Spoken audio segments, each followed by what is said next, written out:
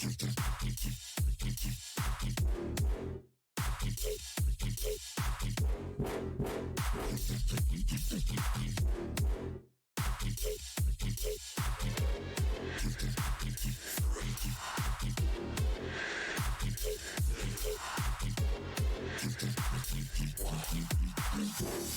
have now reached your destination.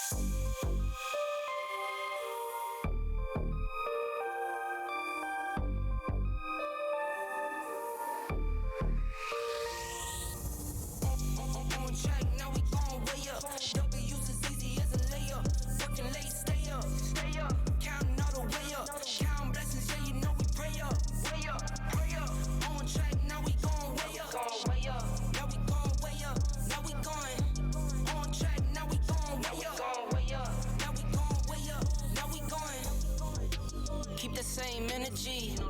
Work on being better when I'm 70. Your drip is just a water spring. You know I drip different, just the 7 C's. I deal with life different, make that limit squeeze. Went off for my style and identity. Better bounce back and get the cheddar cheese. I guess that's why they envy me. On track, now we going way up. W's as easy as a layup. Working late, stay up.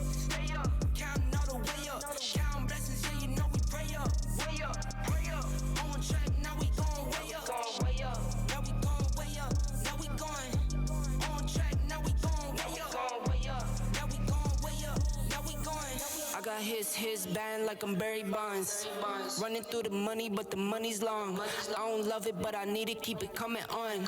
Only friendly, me and friends, we don't get along. I put that on my name, that I put them on.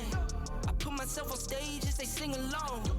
I might book a session, do 100 songs. I'ma let you hear them just to prove you wrong. On track, now we going way up. W's as easy as a layup. Working late, stay up. Counting all the way up. Counting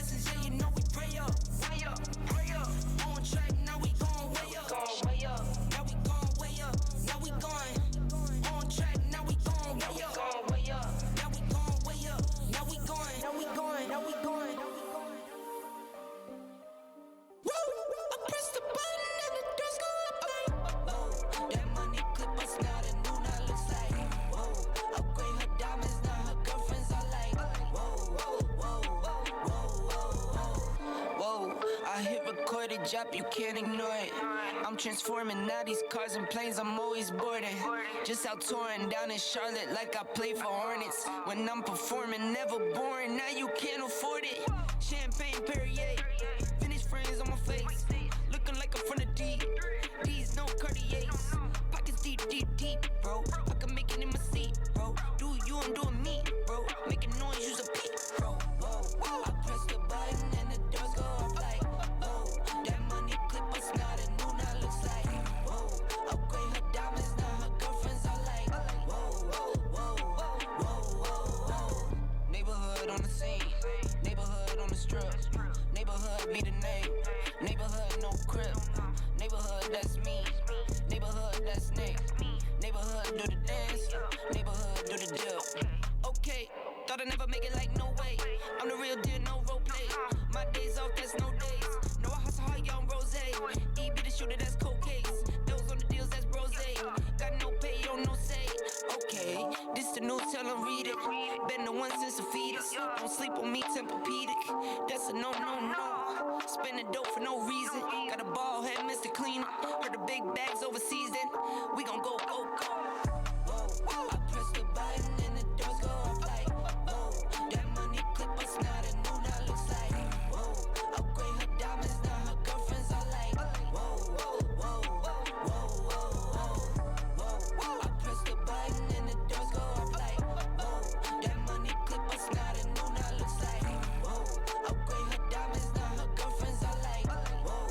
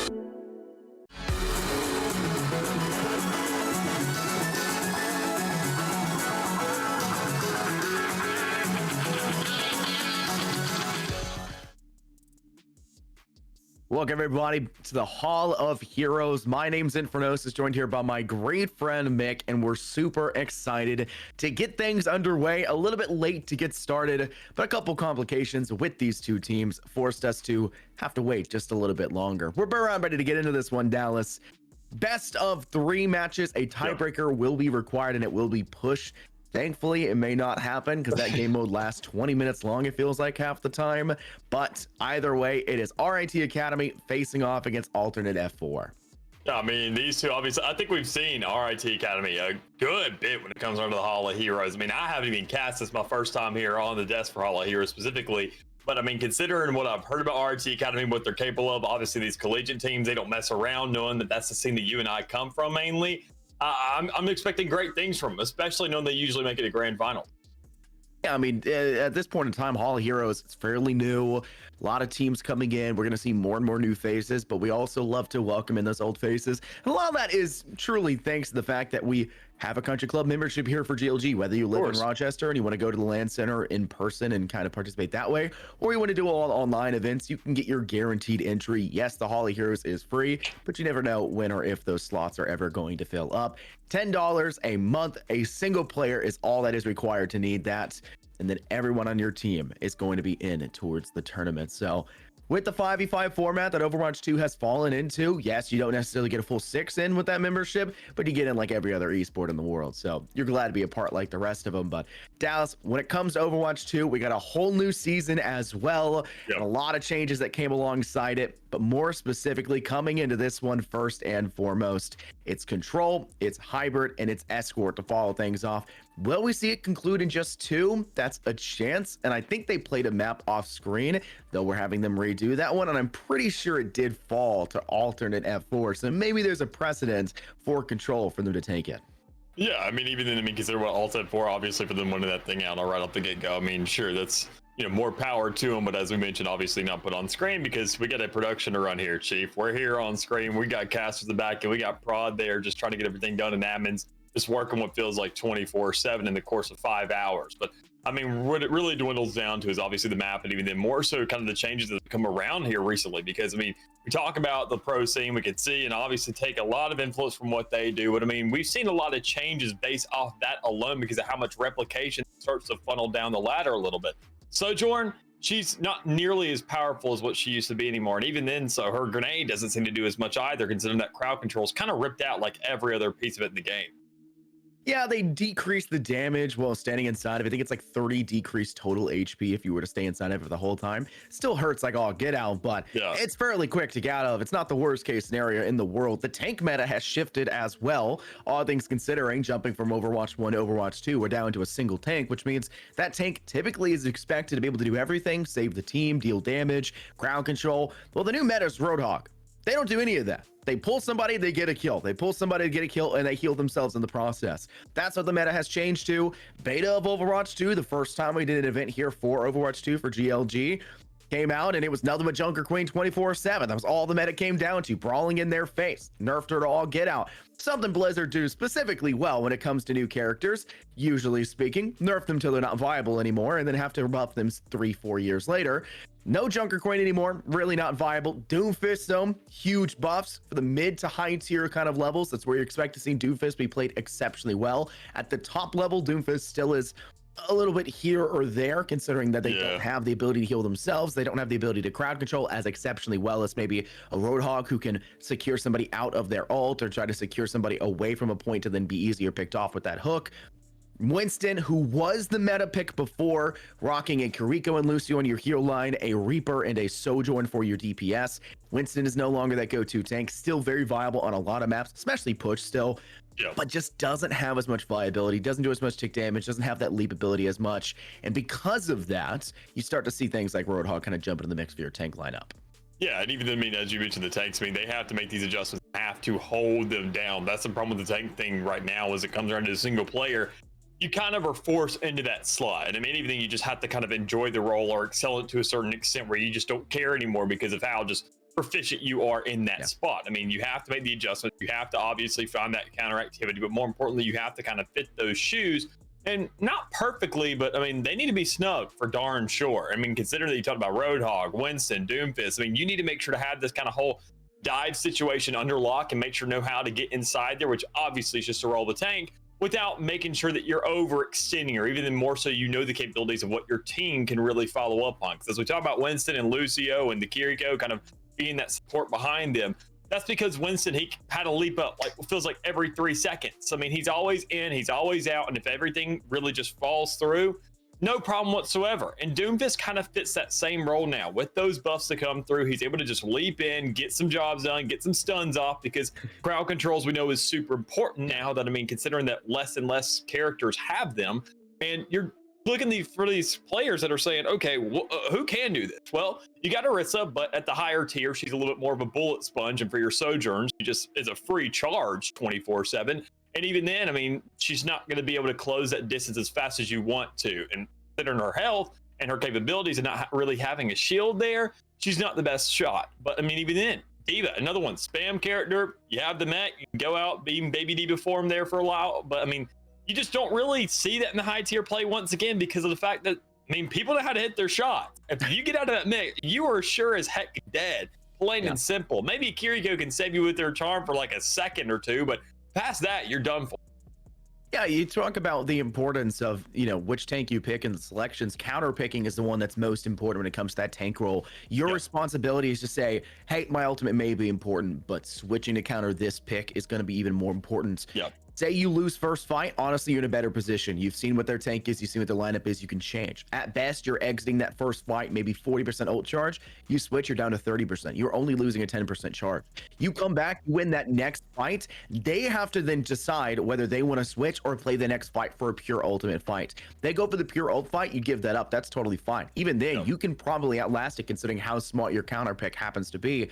You have put yourself in a really advantageous position, because if they change on that loss of that second fight, they go from an 80%, 70% ult charge percentage back down to 30. They are bleeding that ult charge. They have to recharge that throughout the next entire fight. And by then, you've got yours. You charged after that second fight. You charged in the middle of that third fight. You've got them for that last minute engagement.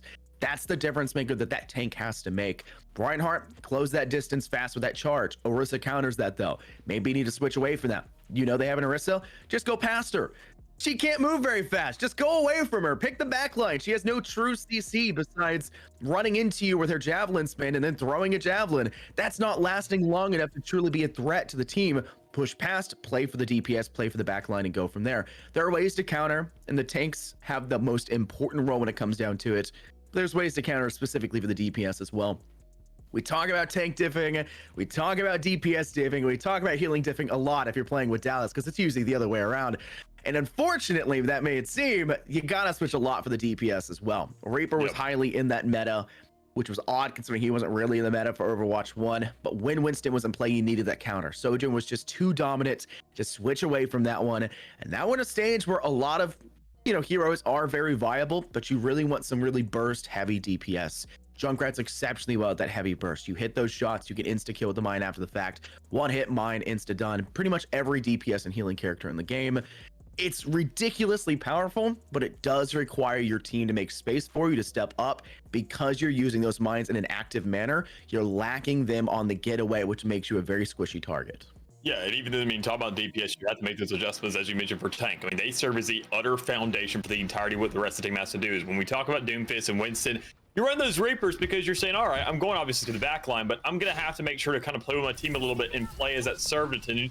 If they do want to charge onto us, if they get that close, we're going to just knock them down. I'm going to go ahead and mow them through, and it's not going to be too much of a problem. But once you get around to that stage then to where you're saying, all right, they're all kind of playing together now, that's where Junkrat starts to say, sweet, play together all you want. I'm going to get that much more damage off a shot. But we can see, talking about tanks, 2 Orisas are already coming onto here to the field.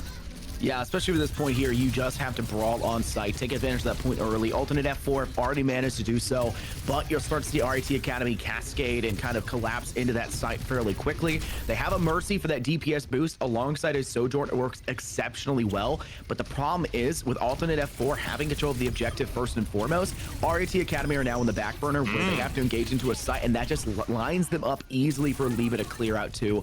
Hunting for a third, gets the assist on it. Now once that fourth, that Mercy does not allow for them to escape, and they will already have their ultimate by the end of this first fight. And I expect to see a couple changes possibly come out here for RIT Academy. May want to switch to a different style of brawl. The Mercy is close to ult, so you may not want to switch that one out, and you're really relying on that Ana ult to try and nano boost out that Orisa or that Reaper on a Blade, but they don't have the DPS ultimates where they need to be. This next fight honestly is doomed for Alt F4, as they just have more ultimates and they've already got points so they can hold that high ground.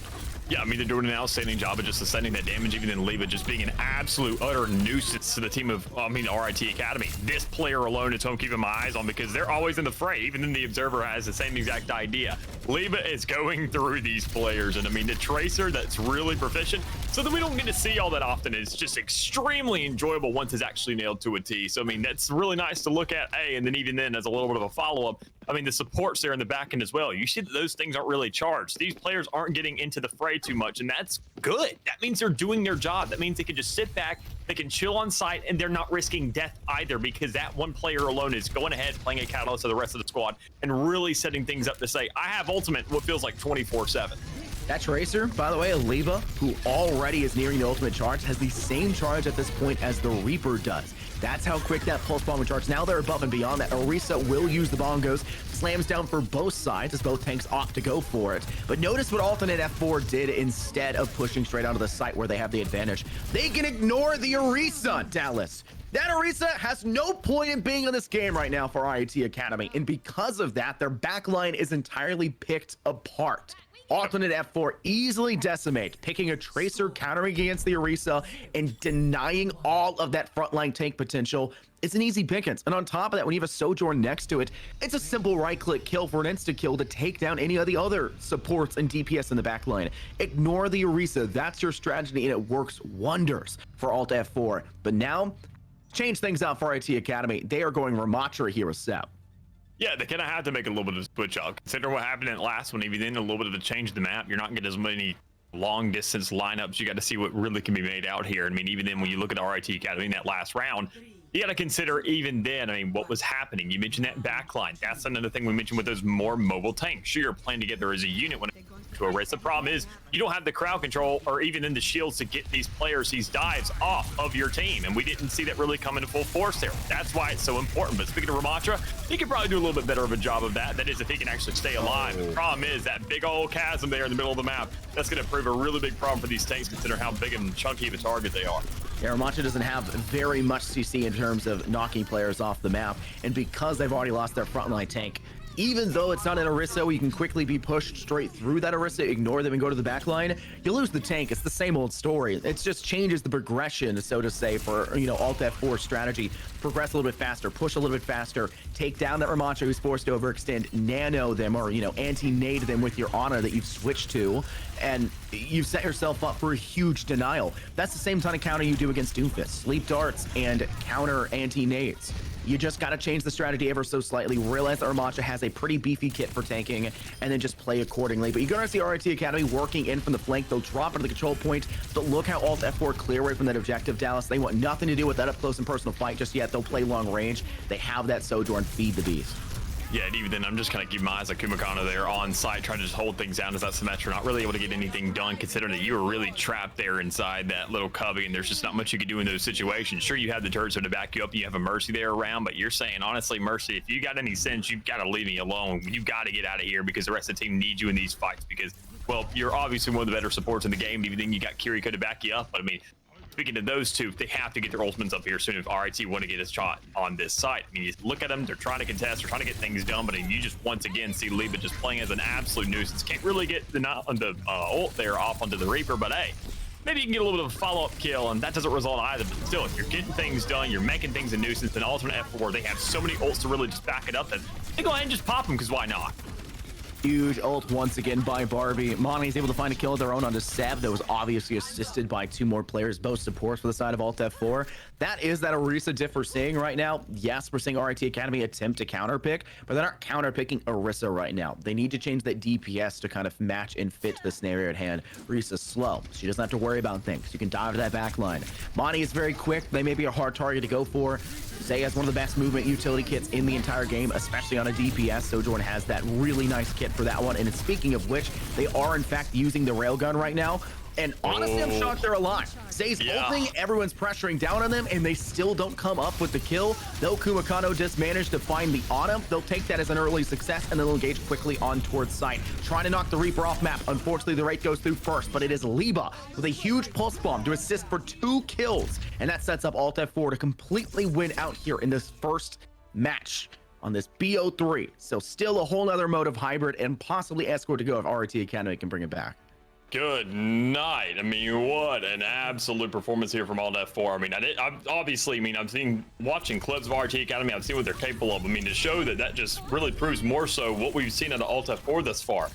Absolute flawless in terms of the game. You see that, I mean, there's some congestion time, but I mean, 100, when you don't even touch the site and get on there long enough to hold things down, you're saying there's got to be some changes here. Maybe not just in the hero selection, but in terms of play style, or at least figuring out what exactly is getting nitpicked first. And problem is that Tracer's becoming such a mosquito, such a fly there in the back end, that we got to find something that can really lock that thing down, or something that can one-shot her essentially. Because I mean, Sojourn isn't going to have charge up anymore 24/7, and even then, she's probably not going to hit that one shot right off the get-go to nail Tracer down. We got to figure something out here, and they just didn't get around to it fast enough. And by the time that second map rolled around as well, they really couldn't nail things out. I mean, they thought maybe a tank change would work. Ramattra wasn't really the solution they were looking for. It kind of proved as something, and a little bit of the effort being extruded there, but it just isn't enough. You have to shut down that Tracer, Dallas, and you have to shut down the rush in general. You're playing a high-level strategy. First point in that control. We see it out in Temple. They play up to the high ground. They try to charge that Sojourn there with that Mercy pocket, having the damage boost and trying to get feeds there. It doesn't work, though. That's the problem you're running into. They're not giving you enough charge. Sojourn doesn't have that luxury anymore. You're really just tickling them at that range until you can really get to that 100% charge and go for that one-shot kill. Problem is, by that point, the Tracer of Liba has already taken down half your team. The Eurus has already pushed straight forward. They've already dove into your backline, and your Mercy's even dead on top of that, and you're still there tickling down the opposition because you've already missed 2 right clicks. That's the problem that they're running into. They need to change up the strategy. They need to find a proper denial to that Tracer, like you mentioned, and they also need to realize that, yes, Winning is really annoying. That Orisa is really annoying, but you can just outright ignore her. If you really want to focus her, if you absolutely want to focus her, you have an Ana. Bring a nade to it, anti them, send all the damage onto it. But the problem is the whole time you're doing that, you are being dove, you are being cut down, and you are being quickly decimated. You've already charged what was felt like 2-3 pulse bombs in that first round alone. That was a 0 to 100% win. That statistic is ridiculous for Liba. And that's the playstyle they're wanting. Take point first and do not let it go. They'll let you stand in it for a while, but don't expect you're going to keep it. They'll fight you once they're sure that they can win it. And even then when you see, I mean, that kind of supplement when it comes around to the supports as well. I mean, RT Academy running that Ana, they're running the Mercy as well. I mean, sure, they get the job done. They had that certain amount of utility, but the utility wasn't really a problem for them. It was just the overall team play. It was the damage coming through that you need a little bit more there. You need to actually be able to maneuver around the map some more. And that's what we saw all F4 running that Lucio, running the Kiriko, the tried and true, because not only does Kiriko just have some absolute insane heals, but Lucio can definitely be there as an assistance as well. Because, I mean, when you look at the mobility of a Tracer, you're saying, okay, sometimes she may overextend, but goodness gracious, sometimes Liba's going to clear out the entire line. We can take space off that. And sure, we're all a little bit fat. We can't really move all that fast. That's why we have that speed boost there. And when we get there as a group, considering that player has one of the smallest health pools in the game, an easy heal. Just plain and simple. Right off the get-go, done within a matter of seconds, just passively. I mean, that's what that follow-up is. That's the importance of the healers. And it's just a utility in terms of efficiency and not only just survivability. We'll also have to keep in mind the Lucio was a great counter pick into the Winston that was being played. They realized where their weaknesses would be after that first pick. Lucio is still viable in almost any composition. That's just the way that the game is right now. That AoE heal, also the fact that they're a support and not a healer, where they don't actually have to be healing 24/7. That speed boost to get your Orisa deeper into the fight. The whole team can then be joining them, so you don't have to worry about them diving your backline because your backline is their front line. There's a lot there, right? And the Lucio helps facilitate that. And also counters the Winston. You think that may be odd. Winston dives into your backline. Good luck getting to me. Boop, you're going to go a little bit further back, and I'm going to speed boost off a wall and climb away from you.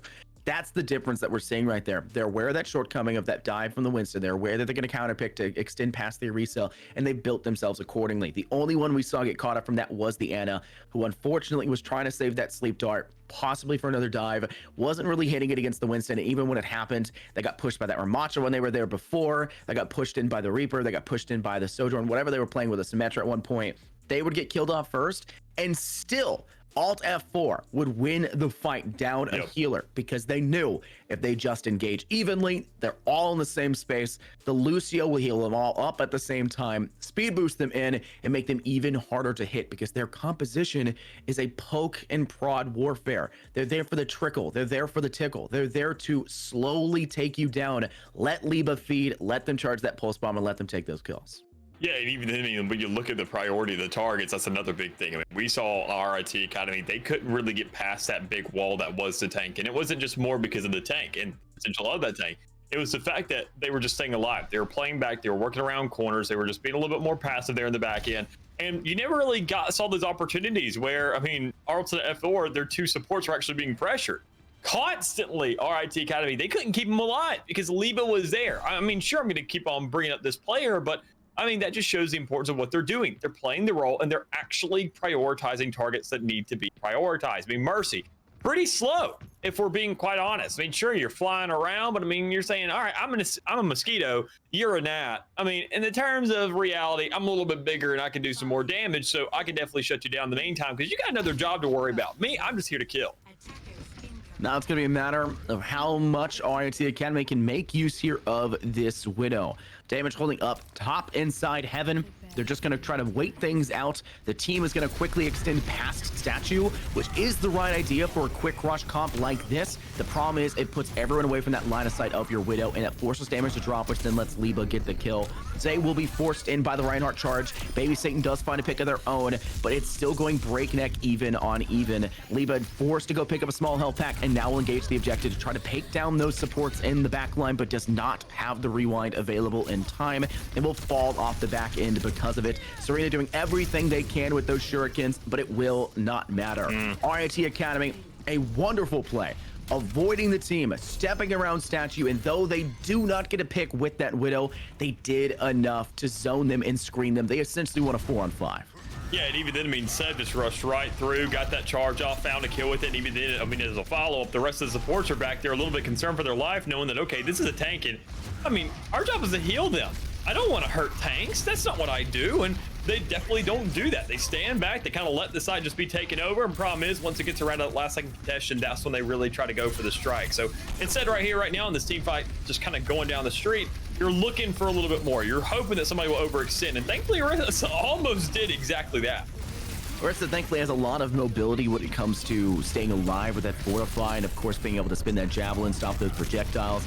That's why the Symmetra is in play right now for RIT Academy, not just because Kumakono happens to be a Symmetra one trick. I'm sure that's just coincidental. We saw him played all the time last map. We see it here as well, so I can only assume that is the case. They do have the wall up in play. That will allow for them to quickly move forward. They can place that behind the side of Alt F4 on the defense, and that will allow for them to force them into that spot to then fight. They can play it in front of them to shoot through.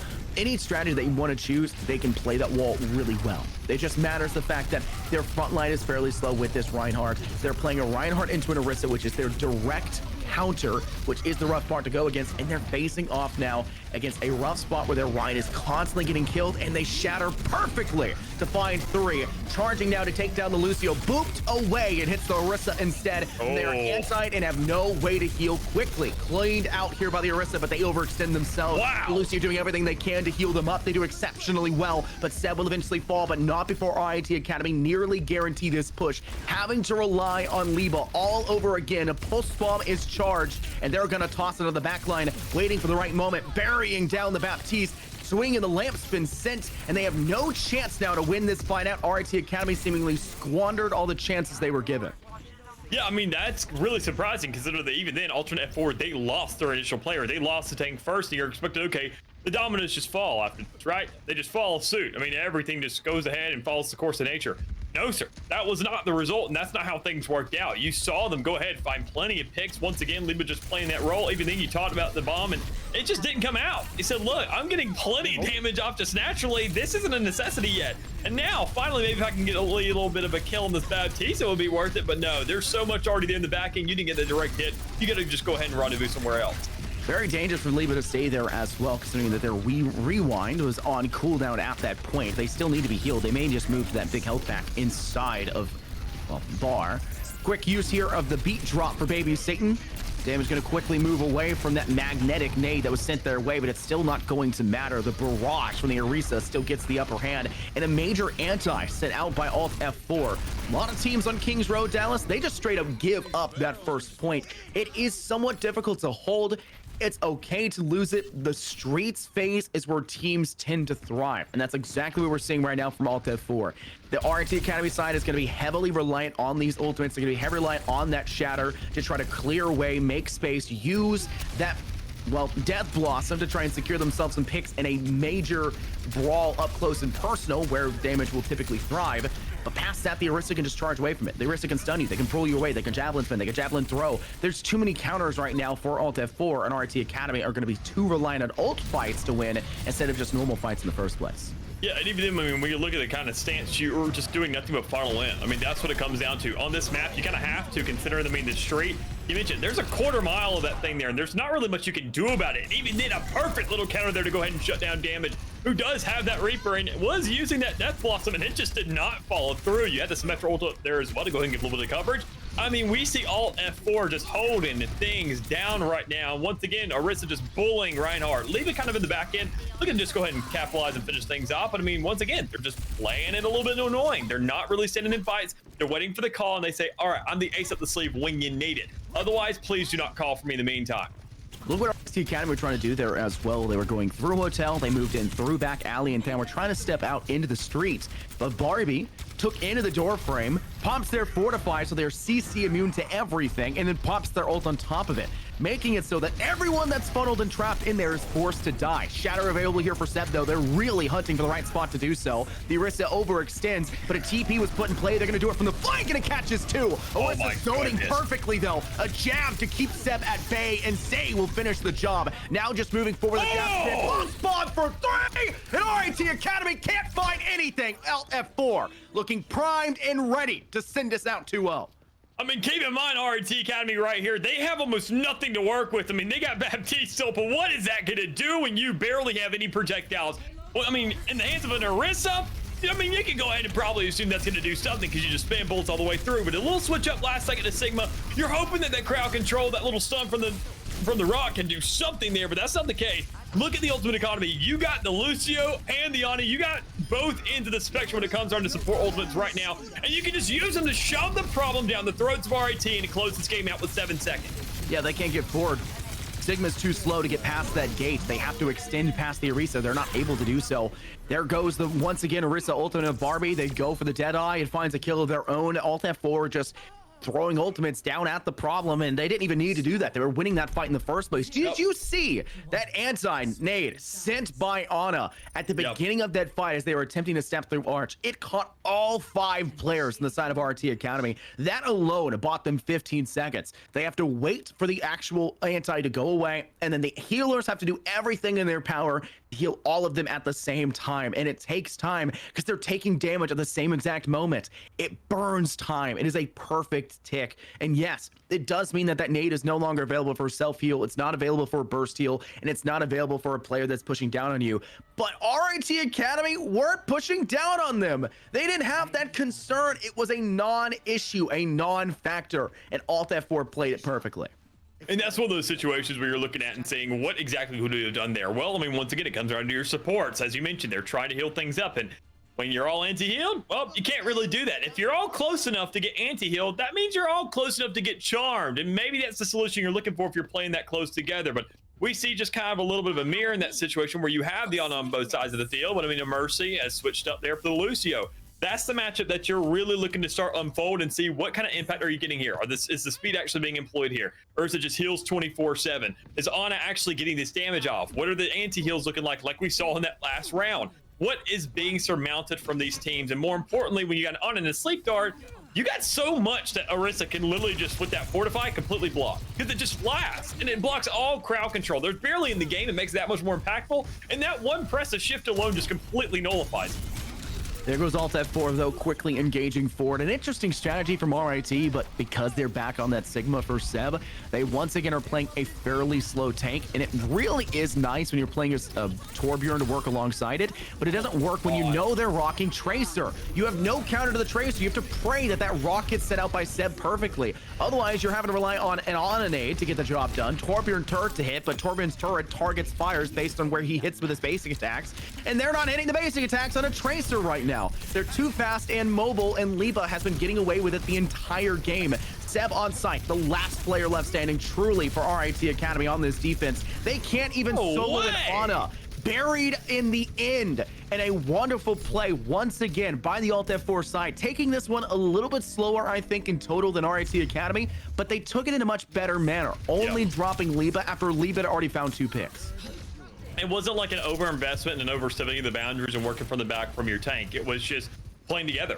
I mean, it was just team fight tactics. That's all it came down to. They rolled it out and they played it in unison and they took over the site. And sure, as you mentioned, it's not nearly as efficient, but you're not really worried about that. You're not too concerned with the timer, knowing that you've won so many team fights. It's not a problem anymore when you've already shut down that tank. And even then, in one of the biggest chokeholds of the game, where you see the street for an entire quarter mile, and they barely have to push, considering the ultimate they have up here from Liba and the stem in the back from Ana as well. They have so much to work off of. Liba's going to quickly get to a spot where they can toss that pulse bomb onto the defending side. But really, they don't have to worry and concern about it so far. They've got their Orisa up at the front lines, aka Barbie. They're going to go ahead and nano them as well. That payload is not going to be stopped moving anytime soon. Here goes the pull. No immortality field available, and all of your healers are already dead. And they can't even touch the payload in time.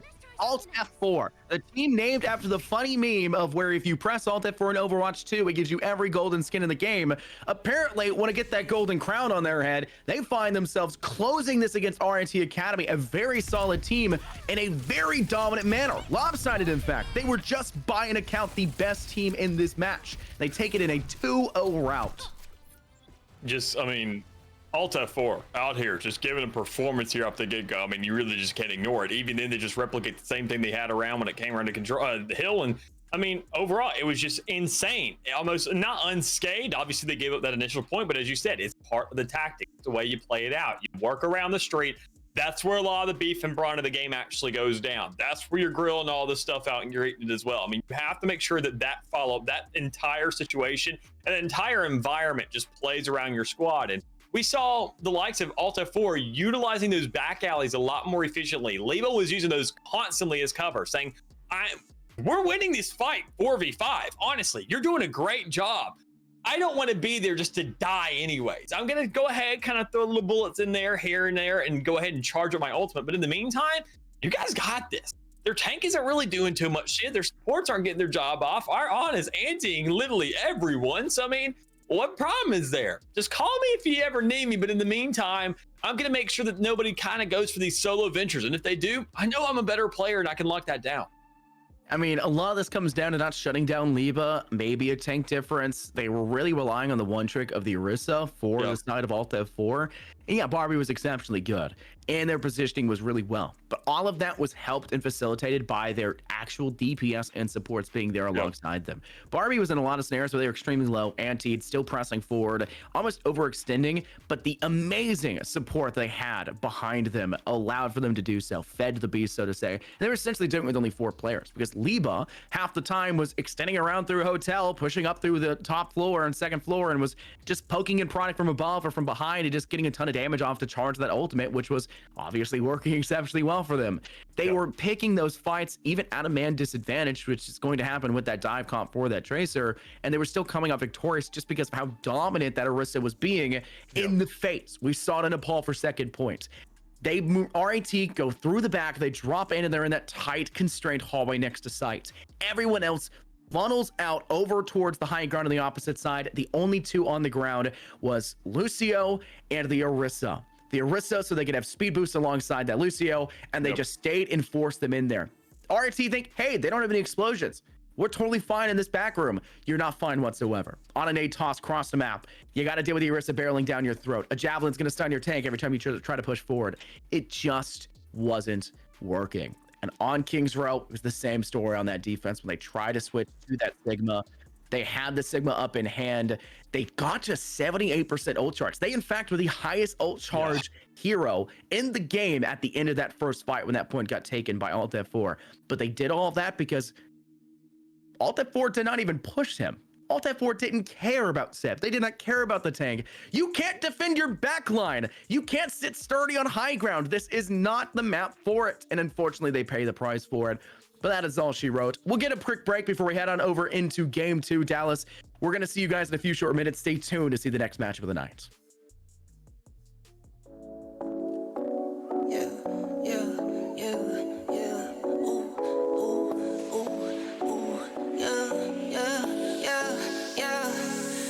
To the bank like ha ha ha ha. Ooh, go.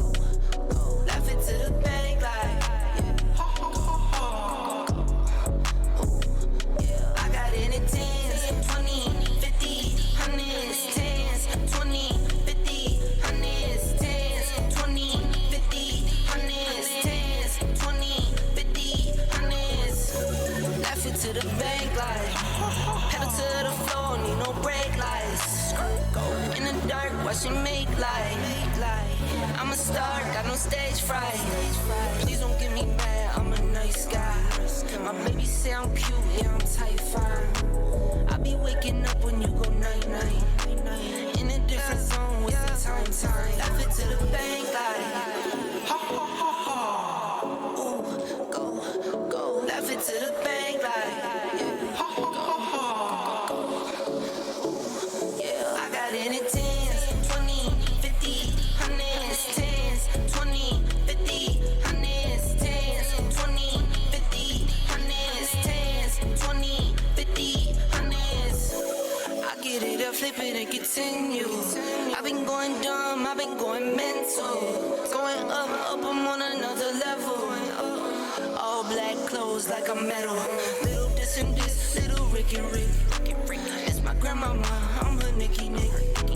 I just wanna love, but I've been hit or miss. I might up and leave, yeah, take a pic. Laugh it to the bank like ha ha ha ha.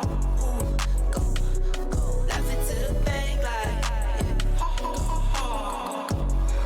Ooh, yeah, I got it in tens, 20, 50, hundreds, tens, 20, 50, hundreds, tens, 20, 50, hundreds, tens, 20, 50, hundreds.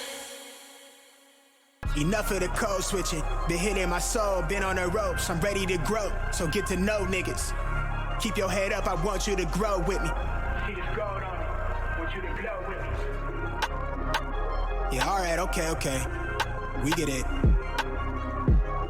No contest. Wait. See this gold on me. Serve up, nigga. The world been dying, days is numbered, check the climate, I'm sick of it. Fuck the harebrained scheme to get the riches quick. I played a long game with serene scene and I whip this quick. From the back room to the hearts, I'm in the thick of it. I grind too hard for y'all not to see me a star, bitch. I'm raising a bar like they really pay me. They talk my life been in shambles, but I got handles. I'm finishing at the rim. I remind you time and again that I'm really him. Oh, you ain't know? This shit not just for the show, but bet you entertain. Anybody not for me is below me, blow me, you in the way.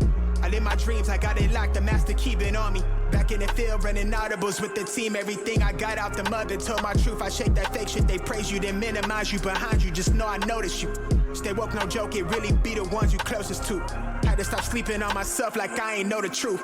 Oh, this to me like it's really nobody code is this. And if you disagree, then you jaws and your claim get audited. Who you know do the beating and talking and write the harmonies. I'm really convinced there's nobody out here going hard as me. Wish well the dog that claimed belief in me so he could use me. Look at me now, you chose your route, I know you sick to see it. You talk a lot, all that flop, but that shit not harming us. Capping your status, we back, ain't nobody bras us. To the ones that held me down for the count, look at what growth will do. I'm the kid from the cul-de-sac, feeling double sacks with loot they pay to play my shit back. In a way I'm going back until I'm fossil fuel to the flame, just like I'm supposed to do. Enough of the code switching, been hitting my soul, been on the ropes, I'm ready to grow, so get to know niggas. Keep your head up, I want you to grow with me. See this gold on me, want you to glow with me. Been hitting my soul, been on the ropes, I'm ready to grow. So get to know, nigga. Keep your head up, I want you to grow with me. See this gold on me, want you to glow with me. I've been on a job, trying to take it far. I need that ROI, shit I done paid the cost. I'm all in on me, little baby, she agree. We're following Alta F4 here at Dallas. It's back with the Hall of Heroes. Game 1 was a clear rout of that RT Academy side. Alternate F4 just was the better team. Yep. And now the question on everyone's mind, and I'm sure it's going to continue to be that way, is that a fluke? Is that just them being better against RT Academy because they just counterpicked them exceptionally well or something, or they just couldn't be counterpicked back? We won't know, but this next game with Alt F4 facing off against Blind GG may just tell us the exact story. I'm thinking they were just a little bit more mad about replaying that map. So they just say, you know what, we'll compensate on time. We'll make the 2-0 series as fast as possible. And they definitely did that. I mean, even considering that they weren't on the attacking side, they didn't just nail it down. And you still had to go up and be on a defense there for that second map that you're kind of playing it out in hybrid. But it is what it is. And even then, they almost played it to a flawless T. I mean, they executed off site in that second map almost so efficiently, and they just kind of ran right through it. But now going again and kind of following them up against Blind GG, obviously we get to, once again, as you mentioned, just see whether or not they're actually made of something, whether it was just kind of a one-off situation or if we're seeing some consistency here. Because if we see that same performance, I don't know what the other side of the bracket looks like, considering we're in round 2 now, but I mean, they're going to possibly be favored just going to the grands if we're the only ones watching them, obviously, but even more so if they win this in a 2-0 fashion once again. Yeah, I mean, set a precedent, Dallas, right? If you take 2 teams in a row in a 2-0 fashion, then you kind of set yourselves up quite nicely. Remind you guys that it is, in fact, the order is control, then hybrid, then escort. And since there can be ties on those mode, we can, in fact, see it go towards push for a tiebreaker, though I do not believe we've actually haven't gotten to see that yet here for the Hall of Heroes. And of course, for the Hall of Heroes in general, it's a free entry. So if you want to sign up for next week, every single Monday, you can go ahead and do so. I don't know if we have one next week, actually, but every single Monday, you want to sign up, it's free entry, get yourself a super squad, hop on in, have a good time, right? That's truly what it comes down to. And you got to make sure you do so. It is a $50 prize pool. Big thanks to Community Gaming for that one. Always sponsoring events here for GLG. We're always loving to have them there. But we'll digress more into the game. We are, in fact, heading over to which map? Nepal again. That's pretty expected, actually. That's a favorite map here for Control.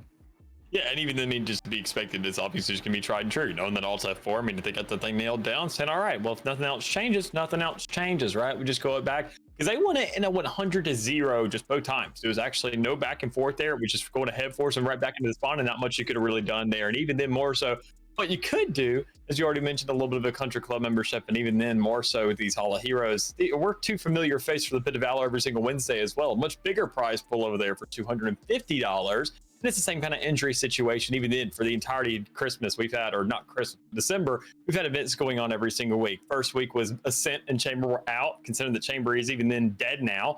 The next last week was knife kill bounties, and even this week coming up on Wednesday specifically, 2 days from now, so still plenty of time to enter. We're going to be going back to Split before it comes back into rotation, where you get to play Euro on every single one of those maps. Both teams.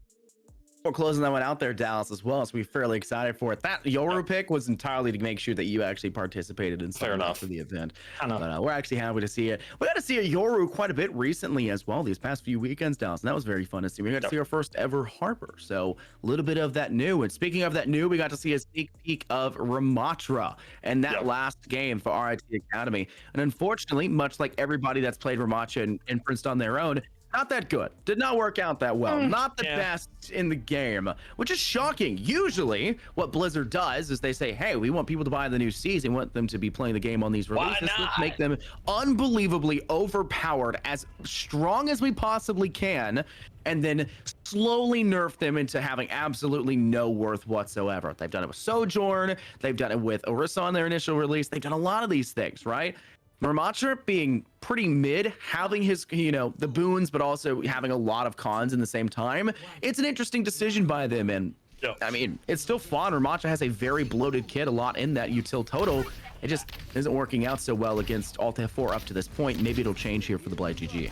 I gotta say, I'm very happy you didn't mention Kiriko, my beloved, in that discussion there, because I mean, he's a very great man. You mentioned very powerful. I mean, yeah, I mean, she's definitely very prominent, and even then, I mean, we see her already being brought up by Serena once more, and then Monty also obviously on that Lucio, that kind of duo that we saw earlier.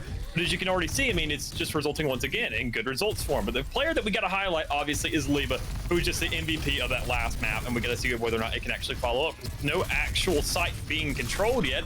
Even then, it seems like Blight GG's kind of winning on that cut so far as they're on the site, but thankfully the Nemesis form of Ramattra has already gone ahead and expired, and an anti-heal on the likes of Barbie is going to be shutting that down. It feels like that's the first time we've seen that tank die. That's one of the important things right now for this Ramattra. They're playing exceptionally well. They're extending, but within a controlled extension. Yep. Not too far, still within the reach of their supports. And their supports are a lot less mobile than, say, alternate F4s are. Monty's a Lucio, that's the most mobile support you can truly get to. And then, of course, Kiriko, who has that SEP that they can just straight through walls to a teammate and then have immunity for a second after the fact to all damage. It's an extremely strong kit. Yeah, Kiriko's kind of nasty, but you also have to counter pick it really well, and it's pretty easily dealt with, and that's what we're seeing right now. Already that back line of Blight GG's been down, but Aqua is doing an amazing job of clearing out players. Though they do fall, they pick off 2 in the process. A major trade. There goes Fedora Master. That Junkrat I mentioned previously, a huge way to clear out sites and clear out these very stationary tanks like Orisa. A huge counter to them, because they don't get booped by your mines. They don't get booped by these you know, explosions. They just keep eating them like breakfast in the morning. Take your cereal-os, not your Lucios, your Junkratos. Yeah, and even then, I mean, all things considered, sure, the crowd control isn't there, but man, is it spicy to go ahead and eat up all that damage from those, I mean, for those in blast packs. But you have to make sure you can hold things out, and even in talking about and discussing the kind of damage that's being done, even in the players that are being knocked down. Also, in F4, they have a faster transition to get back on the side, to go ahead and get back into these fights. Problem is, though, that even then, so long as Junkrat is alive, you're seeing them die almost instantaneously. So now with Blight having both DPS down, this could be the opportunity that alternate F4 is actually looking for, because they've got the shutdown needed. They've made a little bit of an adjustment. Winston's still in the game, so I mean, you have absolute mobility to play off of. You just have to make sure to shut down this Ramattra, which you're seemingly doing pretty efficiently, or at least just force them off the side. Aqua has been amazing for the side here of Blight GG. Fedora Master even opening things up here with a Riptire to take down Serena. She will not be allowed to participate here in this next fight. Though your Ramattra does take a lot of damage, their quick step back to the rest of the team, and even a Nano on top of that, just makes things so much easier. Pulls out the staff, trying to bury down Liba, who they know is a problem. More likely than not, having reviewed that last game, watching it towards the end, everyone is ready to go into this one. It probably means they're aware of the dangers and they've started to counterpick and play accordingly. It does seem like it's a much better fight here for alternate F4, but that tank is still on the objective, still has support, still has that CC to slow down Liba. The recall will go through, and finally you'll see Ramattra fall. Akua could not save Blight GG this time with that tons of damage, and it will finally fall into the hands of alternate F4 for a bit more, as they're up to 57% already, Dallas. And that's a good way to go about it, especially when you have to dive offside and give it up so well when you have a Winston. Yeah, and even then, I mean, looking at what alternate F4 done, I mean, they've really kind of switched that game on its head a little bit, even them forcing some changes to Blight GG. I mean, we saw Rusty but not really making any adjustments. Like, I'm actually looking pretty comfortable, pretty confident when it comes down to this Ramattra pick. I mean, being one of the more efficient ones that we've seen, and only being the second, albeit. I mean, but still, all things considered, I mean, you got to look at the site, you got to look at what exactly is being accomplished, and still, once that death finally does come through to say, all right, you're going to be breaking that Winston, seems like something we're going to do as well. Seems like a pretty solid idea if you ask me. So let's see if we can get that rolling out here and even then force these players off site. That's what they're doing as they now sit at 90. Man, Zay's getting kills. Nerf Genji for real on the down low. Nerf him again and again. Sojourn's OP, nerf Genji. That's the right idea. Nano, though, makes it impossible for Zay to be healed, and because of that, alternate F4 will be down to DPS. Blight GG is forced to trickle in, however, because of their losses in that last fight towards the end.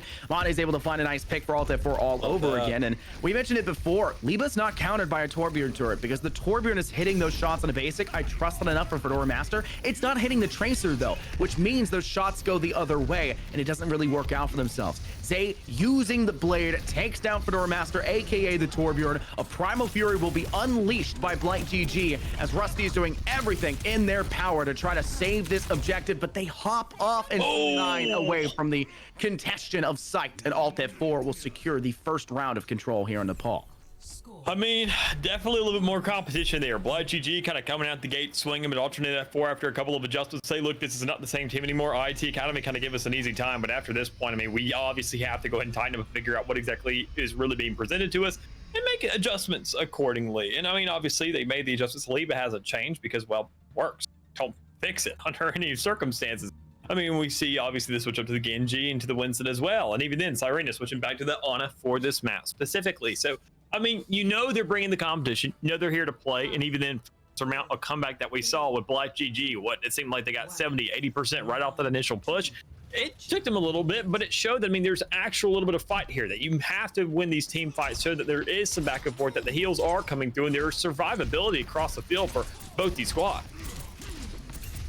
Right now, it's going to be up to the DPS again for the side of Alt F4, knowing that they're sticking to that dive style that was working towards the end against Blind GG. They've moved back over to the Ramattra, however, so could be still a problem. Akua working in, trying to deny Liba, and it works with attack damage alongside that Torbjorn. That is a lot of instantaneous burst damage if that Torb can hit that primary shot to the head, nearly instantly killing Tracer all by themselves, in all honesty, but it doesn't seem to matter too much. Turret will take down Barbie, and Blight GG look doomed to control this objective, and they will do so exceptionally well, with only losing Angel towards the latter half because Zay was able to cut them down before retreating as fast as they can.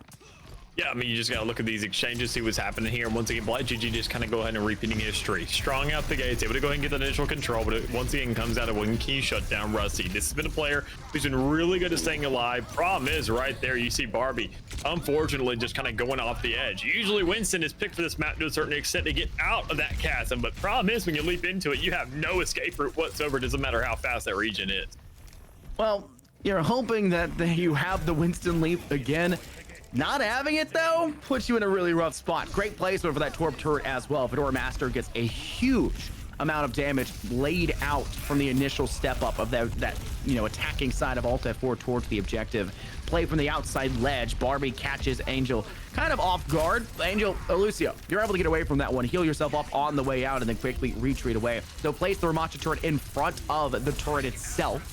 Akua will manage to take down the opposition's Lucio. A hard target to hit, but seemingly not having a problem to hit those Hanzo shots. Just being built different, I suppose. And you still have to deal with Liba, who's exceptionally low, tosses the pulse bomb, and then barrels down Angel before Rusty Goomba can have their say in it and takes them down instead. Zay has the Blade Storm, forced to move backwards, got booped even further, saved them with the wall climb. They move into the site, they pop the Blade Storm, dashing on in, but the Molten Core is on the ground. Zay can't stand here, they get CC, they get pushed, they do find 2 kills before falling, but this absolute torrent of Torbjorn ult, the molten lava on the ground, deals so much damage, and Blight GG, despite looking like they had that victory in their hands, are still struggling against the trickle of Alt F4.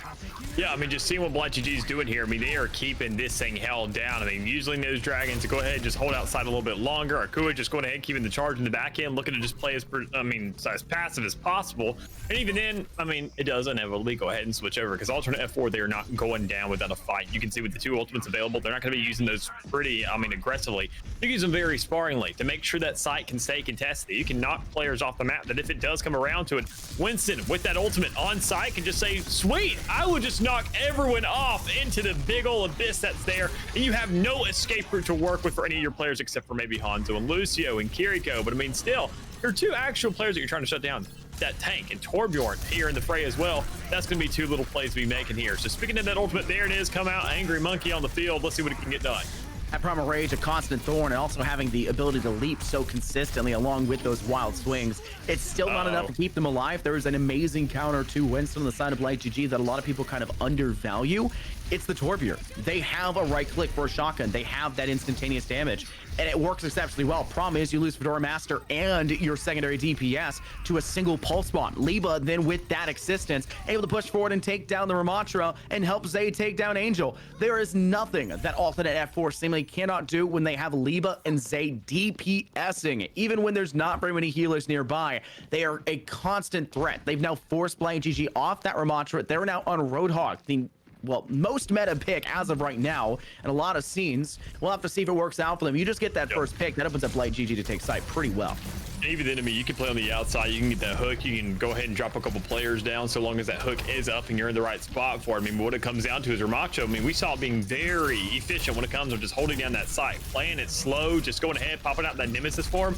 And it seems like he's almost unkillable for the most part, unless he's the only player there. But I mean, once you get isolated, once you go ahead and fall into those shoes where you just don't have really any backup, you get shut down pretty quickly. So, I mean, we already saw that unfold, and the thing coming through pretty quickly is also a comeback possibly underway. As you can already see, 78 sites contested, and you're looking to go ahead and grow it a little bit more. So Ultimate F4 just have to hold this thing down with the player. Genji, more specifically, being dead is gonna be pretty difficult. YGG doing a wonderful job. Fedora Master is just barreling towards the opposition that are fairly low and trying to move back to that big health pack that's inside of their lobby. It's not working.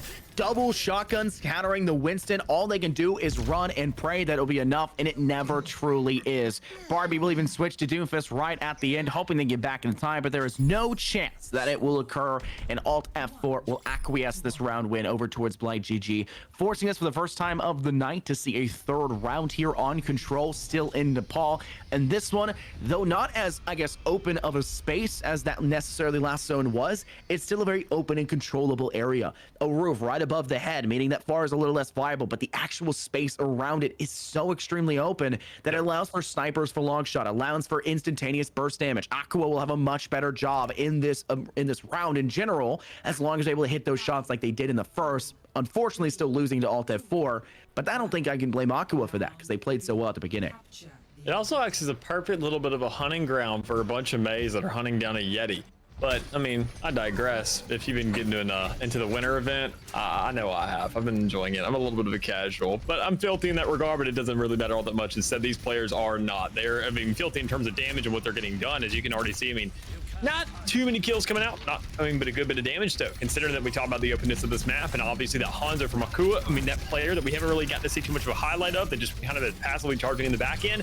This is going to play into their play style a little bit more so. They're going to have these angles to be working off of. They're going to have these opportunities, and more importantly, the tank as well. As you mentioned, that Roadhog switch up there from Rusty didn't start this round to make the change up once again to Ramatra. You were staying on that Roadhog because you said, all right, this thing's working. We're holding on to it. We got the initial push once more. Roadhog's an amazing counter to Orisa. Yes, you cannot hook Orisa, but Orisa's going to have to run into you in the first place to use most of her kits. You just shoot her. You got a shotgun. Yeah, she can't be moved, but that makes it even perfect. You pop down the whole hog, every single bit of that ult will hit the Orisa. They're not going to get pushed away to minuscule that damage and have that range fall off. There is nothing there. It is an instantaneous obliteration of that tank. BlightGG are very well equipped in terms of their hero selection and counter picks for this. And Alt F4 need to start making that decision quickly to change, because they're nearing that 60 to 70% margin where if they make that switch, they're losing half of their ultimate economy. I'm not even sure the ultimates they have at hand right now will be enough to save the day. Pulse Bomb, yes, we know it can play well. But Kuriko has an immunity. They have the Suzu. Lucio has mobility. Hog can just heal through it with that damage mitigation. It's a lot to counter that, and it makes things difficult. But with them losing that tank, now the Alt F4 side can just push straight through, and we're seeing that weakness of BlightGG. Once they miss that Roadhog, once they miss that extra assistance with damage onto the Orisa just reigns supreme. And even then, I mean, you saw the support there. I mean, Monty and Cyrena just both behind the likes of Barbie. They're just saying, keep going. There is no stopping here. Sure, you can get damage, but it's a Torbjorn. What's he gonna do? He doesn't really have a turret nailing you down, and they don't have a tank alive. So just go ahead, throw that thing out and see what we can get accomplished. But Barbie, though, sadly with that ultimate, you can't really get too much done because you're bringing all these players so much closer. As you mentioned, that Roadhog. You're going to bring him closer during your ultimate, and he's going to do more damage in the process. So it's a sacrifice saying, is it really worth taking? And can I suck this guy in? I don't want to do that anymore, especially after that lesson is harshly learned. Alt F4, after utilizing the ult, will go ahead and say, all right, maybe it is time to make that tank switch. They'll switch over to Roadhog themselves. The Sonar Arrow able to find a bit of intel onto the side of Barbie. I'm so used to saying Recon Bolt, but that's not what this is. This is not Valorant, not the Pit of Valor, Dallas. Levi's gonna go and sit on the objective. You tickling it down to that point puts it in a very dangerous spot and forces them to drop off that high ground, even if you're not necessarily going for the objective just yet. Huge Dragon right strike right there, and a Torbjorn Molten to also put them in a really bad spot, leaving just one player remaining, and they fall just as quickly. No Sojourn Slide to save you today, Zay, as Alt F4 will once again lose another fight, and they have one fight left in them because BlightGG are at 92%. Yeah, they gotta make sure this is gonna be done fast. I mean, Barbie's already going ahead, losing so much health, and after that dive, you just lose immediately. There's nothing you can really do there. The rest of your team has to go ahead and stall on the side. They have to get things going, and Cyrene is trying to do exactly that. Oh. But, man, it is a single Kiriko holding us down, people. Fedora hammered down Serena, hammers down Zay. Fedora is toying with the opposition right now, Dallas. What is going on? Yes, the Torbjorn as well. I mentioned it before. It's not a perfect counter against Tracer. It can work, but you have to hit those shots. Fedora Master proved to me in round 1 that they were capable of doing so, but I didn't feel like it was going to be enough. And we can see this final play right here where we saw that fight go forward. It wasn't the final play. This was BlindGG retaking the objective. Yep. That Molten Core alongside the initial Dragon Strike, which led to that team kill, that damage exponentially climbing. They aren't even allowed to stay still on site or anywhere near it because that Molten Core just covers every single region.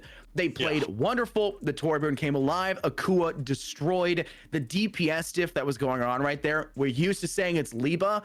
It was not Liba there. Liba was doing everything they could, but was just not allowed to get close enough because the turret would catch them off on the flank because they get pushed forward and Torbjorn would just randomly right click and you'd lose half your HP, or Akura would one-shot you with a single arrow. Liba may need to make a change here because, yeah, they're probably the better DPS on their team despite the counters. They still were struggling. They need to make a bit more of an impact. Yeah, that's really what it came down to. That's what we had to see. I mean, a little bit of a DPS shift going on there. I mean, even then, considering all the tank shifts we saw, that's the kind of biggest notice that I saw overall, considering Liba likes to play that kind of solo roamer kind of situation. Problem is that when you're going to that back line, this is a team that obviously knows how to adjust around it. They know how to be ready for it. More importantly, they kind of caught on to that fairly quickly. We've seen that in plenty of esports where you got these players that excel when they go off by themselves. So, all right, I'm gonna just do my own thing because, well, I don't like being told what to do. Just ask for help and you shall receive. But in the meantime, if that player can't even excel by themselves, how are they going to help out the team? Because, I mean, as I mentioned earlier, that's not the way they like playing. They don't like taking these orders. So you're really asking them to step out of their shoes, out of their comfort zone. And we're going to have to see whether Liba can really fit on both ends of the spectrum, be that team player and be that solo roamer. Because, I mean, I think against this squad, obviously, as you mentioned, that Torbjorn, it's not like RIT Academy. You talked about those basic attacks not really landing for that turret to follow up on it. Well, they were definitely being nailed there. And even then, Akua, as we mentioned as well, just going ahead, hitting those arrows. And even then, if you're not, just doing a good job of playing evasive, saying that Tracer, sure, she can dash all over the place, but what can she not do that I can? Well, climb. I'm just going to take the high ground over and over and over again. Just go ahead and ping down these players, kind of help out and get some damage on that tank and charge up my dragons eventually. And I mean, no problem. It's a site that we're worried about, right? Okay, easy picking. Just press the Q button and they'll clear it out. That's one of the things that we've noted as well that was exceptionally good for the BlindGG side was that DPS difference and the needing to change. Playing that Torbjorn, we've highlighted so many times, we're only doomed to continue to do so. Fedora Master played really well. Now they're going to have an even better job of doing so on the defense. Honestly, on the attack, they're still viable as well. We're going to Eichenwald for our next point here for Hybrid. That first point, you do not play that turret actively for the majority of it. First push, you play it up on the high ground and arches. Second one, when it gets destroyed inevitably by that attack, you play it on stairwell that's behind the actual entranceway, behind that fatal funnel. That makes it so that anyone that tries to push straight through and cut to the left is immediately going to be shot in the flank with no way to save them from that damage. And that damage adds up quickly. Your Lucio is not set to heal. Your Lucio is set to speed. You don't have the AoE heal to counteract that. You have to play against it and you have to know where it is. That's free damage. If you let them get free damage, you let them get a free Molten Core. You let them get a free use of that Molten. You let them absolutely decimate you on site with the free right clicks.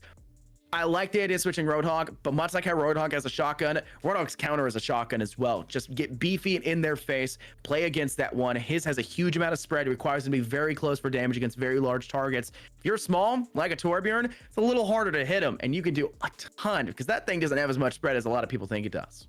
Yeah, and even then, I mean, all things considered, I think that honestly the Reaper pick would work perfectly here for the Sun Alt F4. I mean, following things up, obviously a shutdown to the Torbjorn there in the backline. Even then, better yet, a follow-up and assistance to that Tracer because we talk about getting into those backlines. Well, Reaper, just go ahead, Shadow Form, get out of there as fast as possible, and you're not going to take any damage in the meantime. And Tracer, get a rewind out. You both have that job. You both have that role. And even then, you are switching to the Winston every here and there on the side of Alt 4. You can make those adjustments and you can find that win fairly easily. But once again, it just comes down to whether or not Zay can be making these adjustments and really following up. But instead, we're seeing a completely different play style across the board. Leva, we talked about a change, maybe, even though that trade didn't work out too well. Still kind of doing their own thing, but this time around, they got assistance out of Cyrena with that little pharmacy thing going on. Pharmercy in a wonderful combination. Problem is for BlightGG, they don't have a direct counter to it besides the Baptiste. And Dallas, you know how much I love to play Baptiste and complain that my DPS are never doing enough because I'm actually a DPS main. I'm only playing support for the extra, gold credits at the end so I can buy competitive points for a golden gun.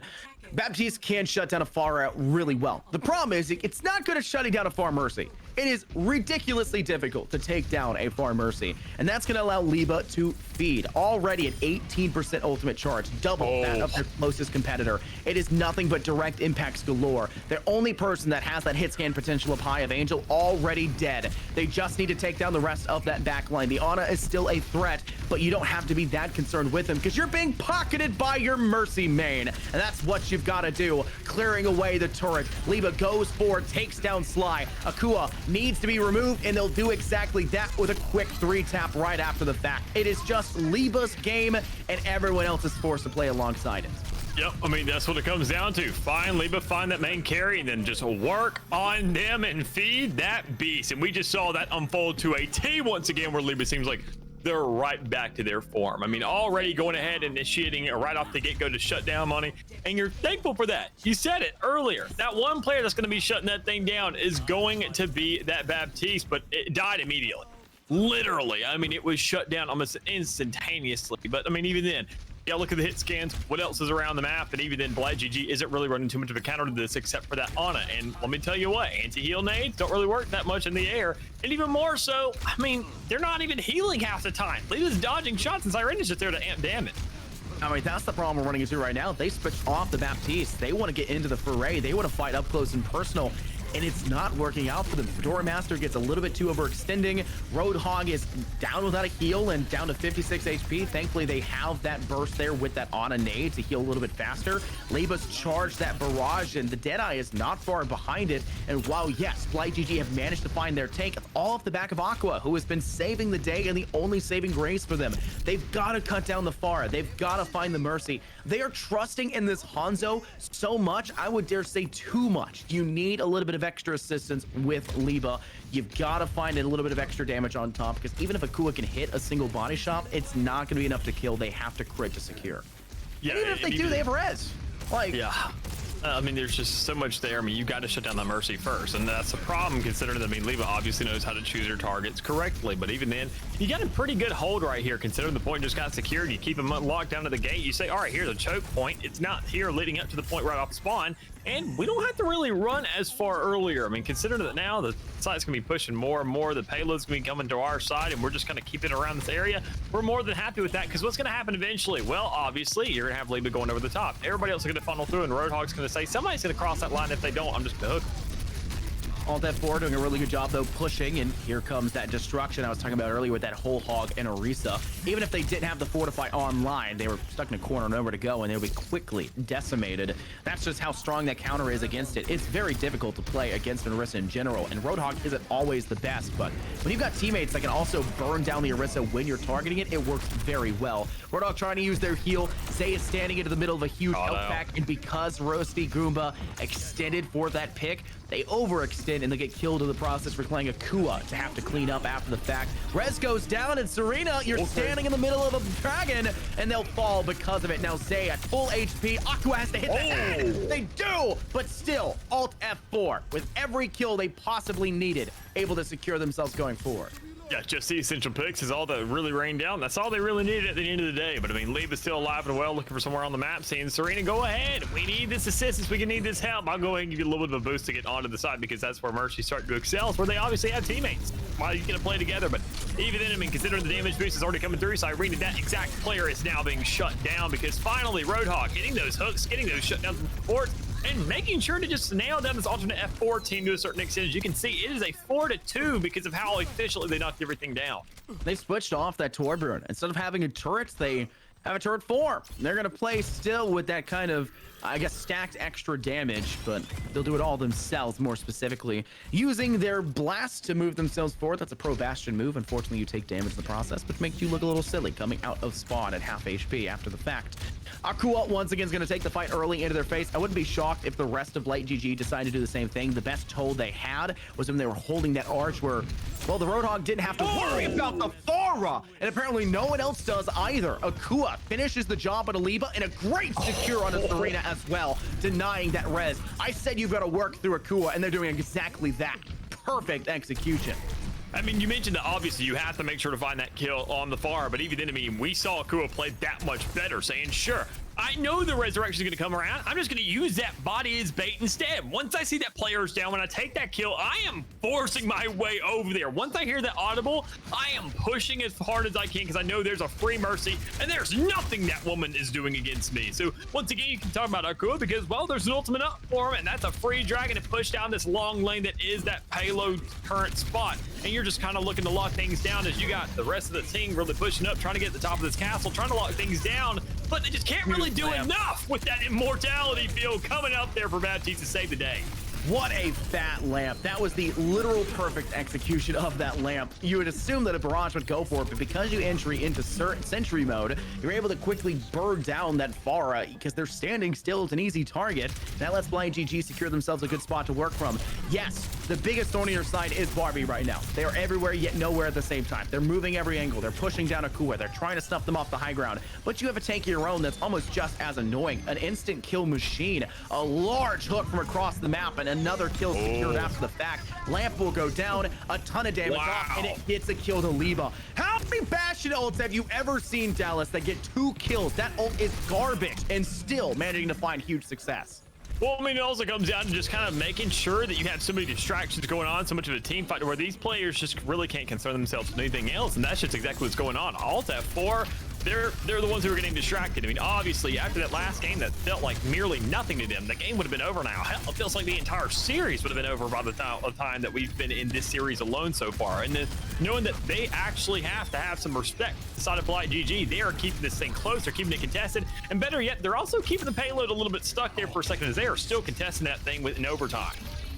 Lucio a bit overextended for Alt F4, but not a huge deal. They still had tank on the objective, but Akua, who cuts down 2 in the flank, assists for the damage there on to finish off Barbie, and it's all she wrote. BlightGG will manage to secure that Streets phase defense at a little bit more than the halfway point, a total of 91.43 meters, and now all they have to do is get past that point. And this first objective is pretty annoying. I'll be honest with you, Dallas. It's a pain in the rear to get through it. And BlightGG's defense the first time wasn't the best case scenario. They realized the turret placement was a little bit over aggressive. They remove it, that puts it on a huge cooldown, and they extend so they don't have to worry about that trickle damage. They also had the leave up. Just destroy it. Just destroy it in the open. That was never a concern for them. That was that kind of game changer. And the question now will be for BlightGG, what's their game changer? What throws this in a loop? What gives them that element of surprise? And I was thinking it. I'm glad it came out. Fedora Master, who was nailing shots on both Bastion and Torbjorn, now having a Widow in their hands would be a first pick machine. Good God. Liba better watch out even with a Mercy Pocket. Serena will have to join them. That's all it comes down to. I mean, I was kind of considering that a little bit as well, knowing that, okay, free target up in the air, and Akua's doing a very efficient job of knocking that thing down. Do not get me wrong, but it's like, why not just kind of let him focus on the tank? You feel me? Let Akua kind of do their thing, let them go for the site, let them go for the actual kills on the ground targets that are just kind of running around. That Baptiste, that free Orisa, as I mentioned, Bullet Sponge, absolute ultimate charge that you can farm off of her. But I mean, even then, we see the tank change coming as well. Rusty not running that Roadhog, not this kind of mirror matchup anymore. We're seeing now the 2 complete dichotomy, and we're seeing once again that kind of, well, the shield coming out, obviously, the barrier there, but even though almost an immediate switch up, because that Fedora Widow pick was just to make sure to get it right out the gate. Say, if anybody's camping us, 3 shots, free heals. Once they will go ahead and get forced back to site, that's when I'm going to switch back to the tried and true Bastion that's been working so. It's also just a kind of a first pick, right? It's if you can secure it out of the bat, you can secure it. Unfortunately, the turret form here for Fedora Master runs out right as Liba extends for them, and it allows for them to get a ton of tag damage off that Barbie, then secure. Pulled into the lamp, and unfortunately, it will not work for Rusty Goomba, and Zay and Barbie will extend to make sure that that Roadhog will fall in the end. And it is a pretty easy secure for the alternate F4 side, as it looks like BlightGG are struggling to get out of the gates, which is expected. This first point is a major pain in the flank, Dallas. And it's all about destroying Liba. Akua is extending so heavily for this, but it's taking so much damage at the same exact time is feeding that Pharah and that Mercy's ults. Yep. Those are an even bigger pain to deal with. You think Mercy's hard to hit in the air in the first place? Try hitting a Valkyrie to Mercy in the air instead.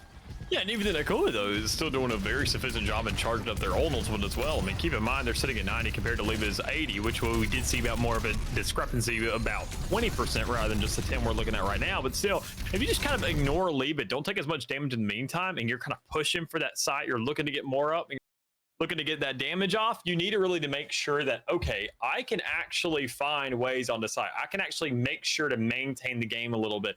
And I can use those dragons to push through onto site. And I can actually make sure that push Sarl is on with the rest of my squad and just completely ignore that character up top. So long as they don't have the rate of fire, we're good, because they're going to just use that if we both have them simultaneously, wait for the group to come around, and then make sure to take those final picks. I think we're having an emergency sub come in based on time required, I think. I'm not sure, honestly. I know that that is a thing, that if BlightGG said that they needed to make a sub because of time, then they were able to do so. I believe it's going to be Angel out and Nutter in for that healer. That was that Lucio that they were bringing to the table.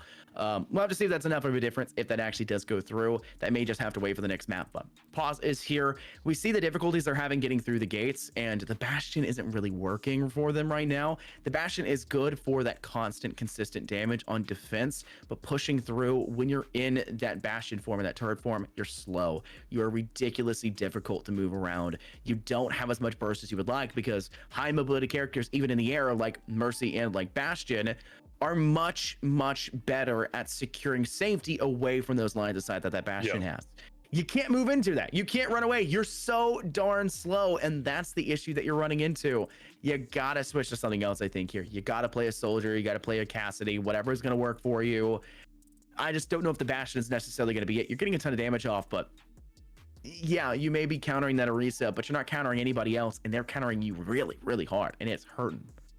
Yeah, I mean, there's going to be something here to kind of really secure that dub. And I think, honestly, looking at Alt F4, but better yet, BlightGG and what they did during that defensive half, it was good. It was very efficient. Obviously, it locked things down, and it didn't allow the full secure to go through. Because, I mean, if you actually allow that to happen, I mean, considering these last two games, it doesn't seem to be a very common occurrence. You're not going to see these teams absolutely rolling through. If they hit the entirety of that end, you're probably just saying, yeah, there's no way. I mean, there's got to be a stopping point somewhere. And that's what you see typically more in that kind of higher play level once it gets around to these competitive environments with these teams going on. So when you're looking at a fault, when you're looking at now the attacking side, I mean, it's working out for them. But I mean, Kim on Pharah kind of excels in that defensive end a little bit. I mean, she does it all. I mean, if better yet, on the attacking side, she's a little bit more restrained for space. And the more the game moves on, the better she gets because she has more roaming space. But on the defense, she's saying, okay, I can actually now back up. I can go ahead and retreat a little bit. I mean, I have that space to do that now. I'm not just getting backwalled into spawn. Apparently, one of these players, the player that's subbing out, may have food poisoning. Hence the reason why they're pausing to try to sub them in. Because it's on broadcast, will allow for them to do so just to get things back moving and underway. But normal means and things like that, not really a concern for it. Don't really worry about that one. Just take the map loss, but we're going to keep going, keep the ball moving, try not to get things stalled out here, Dallas. Speaking of stalls, that's exactly what BlightGG are running into right now. They can't get through the gates.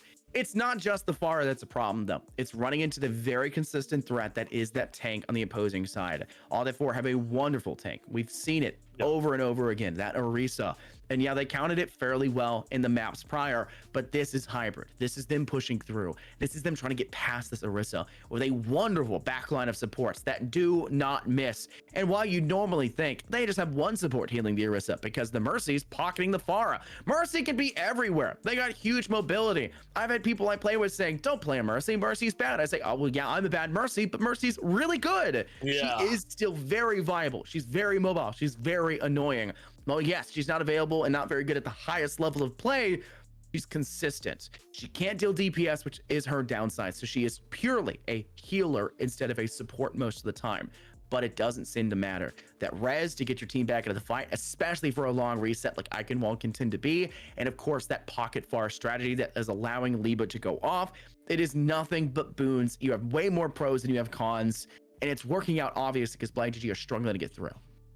Yeah, I mean, just look at the stance you're in as we're figuring things out. I think these teams are trying to maybe see if they want to play with 4 or see if we just got to FF this map, because we cannot sub in the middle of a map. That is something we've never really seen before. But I mean, all things considered, though, look at this map. It may go ahead and be donezo, but I mean, considering the performance we've seen thus far rather than potential what could go forward, it was impressive to see what Blight had accomplished there. They had themselves a very, very solid hold there off the get-go. They made sure to really just ride things out. They had themselves a little bit of a lockdown there halfway through, and it seems like we are going to be playing with 4. So that's going to be something in its own right, because if this really does happen, I'm going to be very shocked. And honestly, BlindGG, that gives them even more reason to say you deserve this series. Yeah, they're going to try it, I guess. Why not? Nutter can play in for the 3rd map, right? So that's a concern. I just assume they won't be able to sub in. It's incapable of subbing in here in the middle of the game, considering that they've already locked in and playing, I guess is what it's going for. Either way, look at the game going back underway, and the already difficult time they were having getting forward, they're not going to have to do that down a healer and down that speed boost. So they're going to have to really change their strategy in accordance to the fact that they're missing a healer. Well, a speed boost support. They don't heal. Who knows? Lucio never presses that shift button, and they're going to have a really hard time engaging directly, especially when they were already playing a somewhat slow tank anyways with that Roadhog.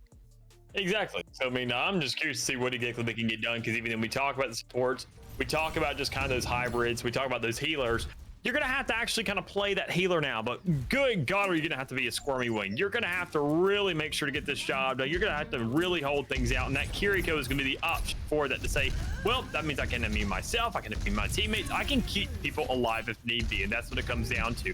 How well the job can you do it? We talked about the power of, you know, the newer heroes in the game. How powerful is Kiriko when she's the only healer in the game? And I can tell you from my ranked games how much I love this woman. I don't know if she'll do that much, but maybe Sly is just that much better. Sure feels like she can do that much, though, Dallas. And a Deadeye popped by the Cassidy. Great play by the Echo of Akua to deny that. But there goes that Orisa ult, and because of the laser for your actual Echo, it secures things easily. Roadhog forced here to use their heal. The res will attempt to go out, but shut down. BlindGG may have just been able to secure themselves a victory on this first point. Just the Cassidy up close and personal. Zay's down to 1 HP, has to have that immortality field to save them. That means the Baptiste also on site. There goes the mines of Sticky from the Echo to try and keep them away.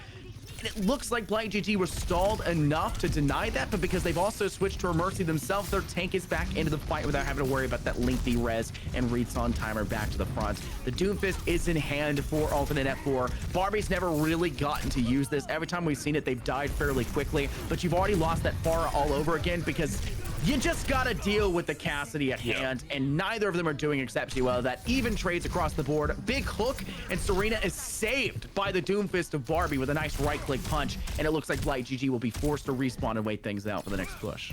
Yeah, and even then, I mean, they're just making the adjustments, at least in the tank department, to go ahead and compensate for that, to say, okay, we only have 1 healer. Well, if you have heals in your kit, let's go ahead and break those out. That doesn't mean get desperate enough to break out Soldier. No, do not do that. But at least for the tank, quick, you go ahead and break out the Roadhog. It's right. He's meta right now. This can work. This seems feasible to a certain extent. Problem is, you only got 26 seconds to get it done. And sure, you can get that contention on site. You can get that second pip to work with. But man, you got to get it done quick. Liba is just refusing to fall off here, a Fedora Master.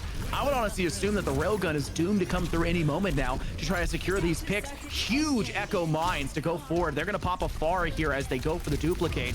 They're going to quickly try to take down the Doomfist. They have the Mercy to try and res them up as well. They get the kill, but they get double tapped at the same time, leading to an only even trade. Serena's trying to wonder, do they go for the res on the Pharah? They're going to have to go for it now. They try to push forward up. They can't get it instead. Because of that, they're zoned away. They go for the res on the Baptiste. They need the support in the heals. The laser bursts down Serena from Akua. Akua now needs to drop on a site and denies Baptiste from securing a heal onto the Doom. There goes Barbie on a site. Low HP. Block is down. The laser goes straight through. And it looks like BlindGG may have scored. Got to drop down to the point. Just the Pharah Liba who's on the respawn. They all get onto it.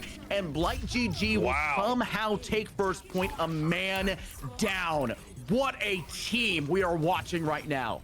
And even then, in the adjustments being made, Akua saying, look, alrighty, somebody's going to make another adjustment as well. And consider there's a fire up in the air, and we don't want to really be doing these hit scans too much. We're going to have more heals if that's what we can work with. By all means, go ahead and make the switches where you can. And Echo saying, honestly, if we need to support at any point in time, I'll just replicate one. That's a terrible idea, but I mean, hey, maybe it can work to a certain extent if we can get it off. And even then, we can keep that survivability if the time warrants itself. So already, you're looking at them trying to stay alive inside that castle. Uh-oh, if you're an Echo, last thing you want to do is stuck within small corridors. Top level pros down, so use the Echo to actually replicate into an Ana, so they have another nano boost to work with, or just a nano boost in general to work with. It works very well on all things considered. It sets up your team nicely. But the problem still lies right now. They need that DPS. The support, yeah, you could use that assistance, but Fedora Master isn't doing everything. They're not carrying the game. Maybe you say you don't need no tank, you got the Doomfist, but that could be or not be the case. Akua is one of the most disgusting Echoes I've ever seen. I can't believe I'm going to save my life, and they've just picked up a 3K. Hunting for more, 4K secured. Just need to barrel down this Orisa. Laser is not available because they used it, had to cancel it initially, but it will be in fact falling in hand. Blight GG may have just won it right here. Barbie will have to switch to Doomfist to try to get back. They'll have to move as fast as they possibly can. They've done it. They've done it. Akua. Akua. Their name is not Blight GG. It is Akua GG no read. Throw it back, alternate F4, lose to a 4-stack. Okay, you and I went to the same college, obviously, and I talked to the Overwatch team there. The reason they wanted to quit the game at a certain point in time is because of this hero alone. I never seen the potential of it, but good God, now that I have, there needs to be something done about Echo, plain and simple, or even than just Akua. This player needs to be locked down. The amount of damage, the efficiency we talked about on the Hanzo, obviously, is good in its own right, but when you're actually getting up in the face, when you have a much more versatile kit, and you're saying, I even have the power to just adjust and be anyone I want to on the opposing side to fit that moment in the instant, there it is. Fitting it to a T perfectly to get those lockdowns, find those kills, and find entire team wipes essentially by themselves. The game has changed a little bit though with the change to 5-man stack only and only having one tank. A lot of the time you'd have your main tank and then a secondary tank, and they would switch to the secondary tank because they were essentially a DPS tank, and they just roll with that. That made Echo a lot more powerful and also a lot more targets to burst down. Now Echo has a little bit more fallback. They're a very high skill ceiling character, and Akua is playing Hanzo. If you're expecting a player to have a high skill ceiling potential, it is Akua who plays Hanzo and apparently Echo. What a ridiculously strong showing from them. And that's exactly what you want to see. Their first duplicate didn't work out so well. They switched to Pharah, they took down the Pharah, and yeah, they got killed at the same exact time, but that's a positive trade for you. Now you can just continue to float in the air, burn down the Mercy, deny them of that res. They try to get under the Baptiste, they failed to do so, but just kill the Mercy and then kill the Baptiste. You don't care if they get the res, just kill them all. Go for it, go crazy. That's what Akua was doing the whole dang game on that Echo. It is a ridiculously strong showcase for them. Blight GG move on, and that is the best possible way to do it. You now have a 5th man. What can you do with 5 when you're already winning games with 4? That's really what it comes down to. And honestly, obviously saying, look, I'm done smurfing around. I mean, well, I've had my fun playing Hanzo. Sure, I got to get the guy warmed up just in case we need those adjustments. But I mean, it's just round 2, right? It's just semis. I mean, we got the final round coming up here soon. I may have to break out the Echo, but I mean, it's only in a 4v5, and it's still going to suffice here against a team that, I mean, 2-0'd almost flawlessly during that first game. Then, I mean, Lord knows what's going to accomplish during the next one. We'll have to see, though. We'll take a break between this one. Congratulations to Blight.gg. Blight.gg? Blight.gg. I got a little bit tuned to Destiny there, saying Light.gg. Good congratulations to Blight.gg for their victory. They're moving on here into the last match of the night to see if they can vie for that $50 prize pool. We'll see you guys when this break is done and finished and these teams are ready to get underway.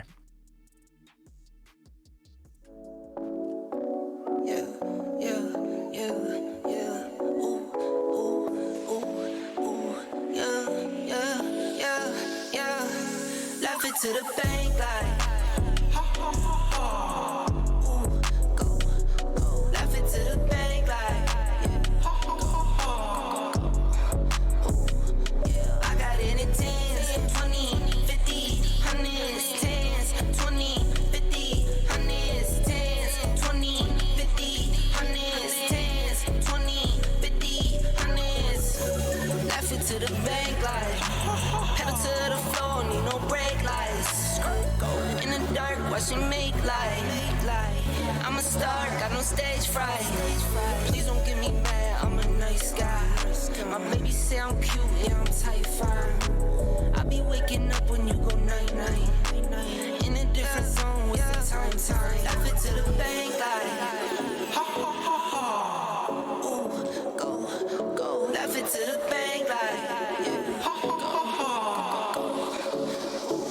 yeah, I got it in 10s, 20, 50, 100s, 10s, 20, 50, 100s, 10s, 20, 50, 100s, 10s, 20, 50, 100s. I get it up, flip it and continue. I've been going dumb, I've been going mental. Going up, I'm on another level.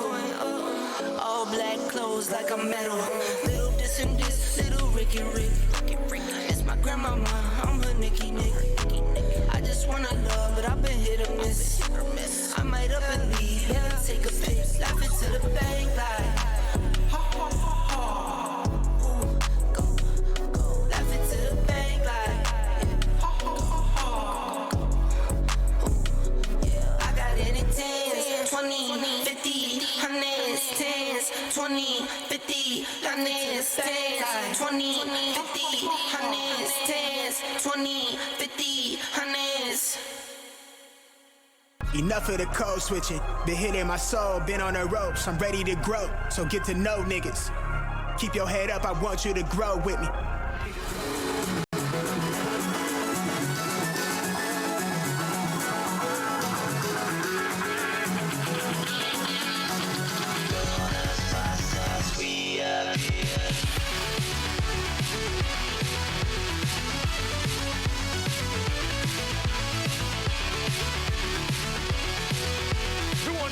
Battling, oh, what a flash!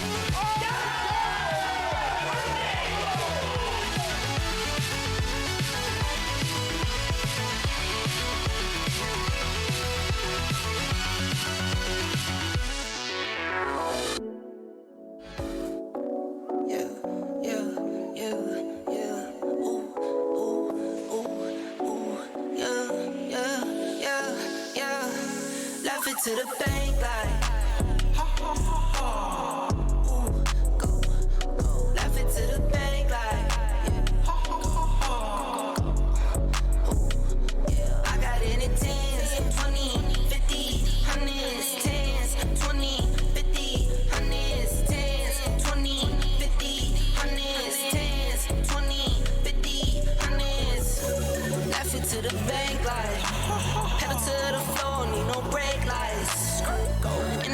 watch it make light. I'm a star, got no stage fright. Please don't get me mad, I'm a nice guy. My baby say I'm cute, yeah, I'm type 5. I be waking up when you go night-night.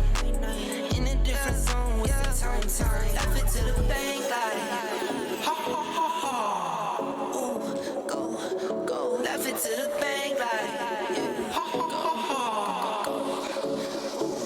yeah, I got it in 10s, 20, 50, 100s, 10s, 20, 50, 100s, 10s, 20, 50, 100s, 10s, 20, 50, 100s.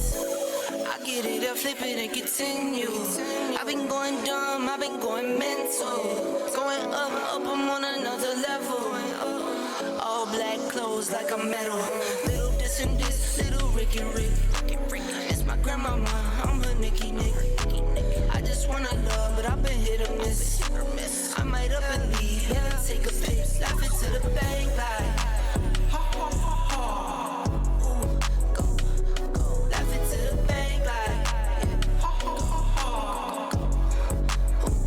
yeah, I got it in 10s, 20, 50, 100s, 10s, 20, 50, 100s, 10s, 20, 50, 100s, 10s, 20, 50, 100s. Enough of the code switching. Been hitting my soul, been on the ropes. I'm ready to grow, so get to know niggas. Keep your head up, I want you to grow with me. See this gold on me, want you to glow with me. Yeah, alright, okay. We get it. No contest. Wait. Say what's up, nigga. The world been dying, days is number, check the climate. I'm sick of it, fuck the harebrained scheme to get the riches quick. I played a long game with serene scene and I whip this quick. From the back room to the hearts, I'm in the thick of it. I grind too hard for y'all not to see me a star, bitch. I'm raising a bar like they really pay me to talk. My life been in shambles, but I got handles. I'm finishing at the rim. I remind you time and again that I'm really him. Oh, you ain't up? This shit not just for the show, but that you entertain. Anybody not for me is below me, blow me, you in the way. I live my dreams, I got it locked, the master keeping on me. Back in the field, running audibles with the team. Everything I got out the mother, told my truth. I shake that fake shit, they praise you, then minimize you behind you. Just know I notice you. Stay woke, no joke, it really be the ones you closest to. Had to stop sleeping on myself like I ain't know the truth. Oh, this to me like it's really nobody code is this. And if you disagree, then you jaws and your claim get audited. Who you know do the beat and the talking and write the harmonies. I'm really convinced it's nobody. The final match of the day. We'll get it back. We'll figure it out. There we go, guys. The final match of the day. Don't want you guys to think that I'm 5 different players all at once for the apples and bananas side now, would I? We've got ourselves a final game ready to go away here, Dallas. It's apples and bananas, much like I alluded to previously. And then, of course, the repeat victors who just secured a 4v5 win on Eichenwald. A very difficult map to win normally on the attack. BlightGG. They're trying to make their way through and show that when they've got all 5 or their sub here of Nutter, they 100% can take this final map. First point of control, we're going to Ilios.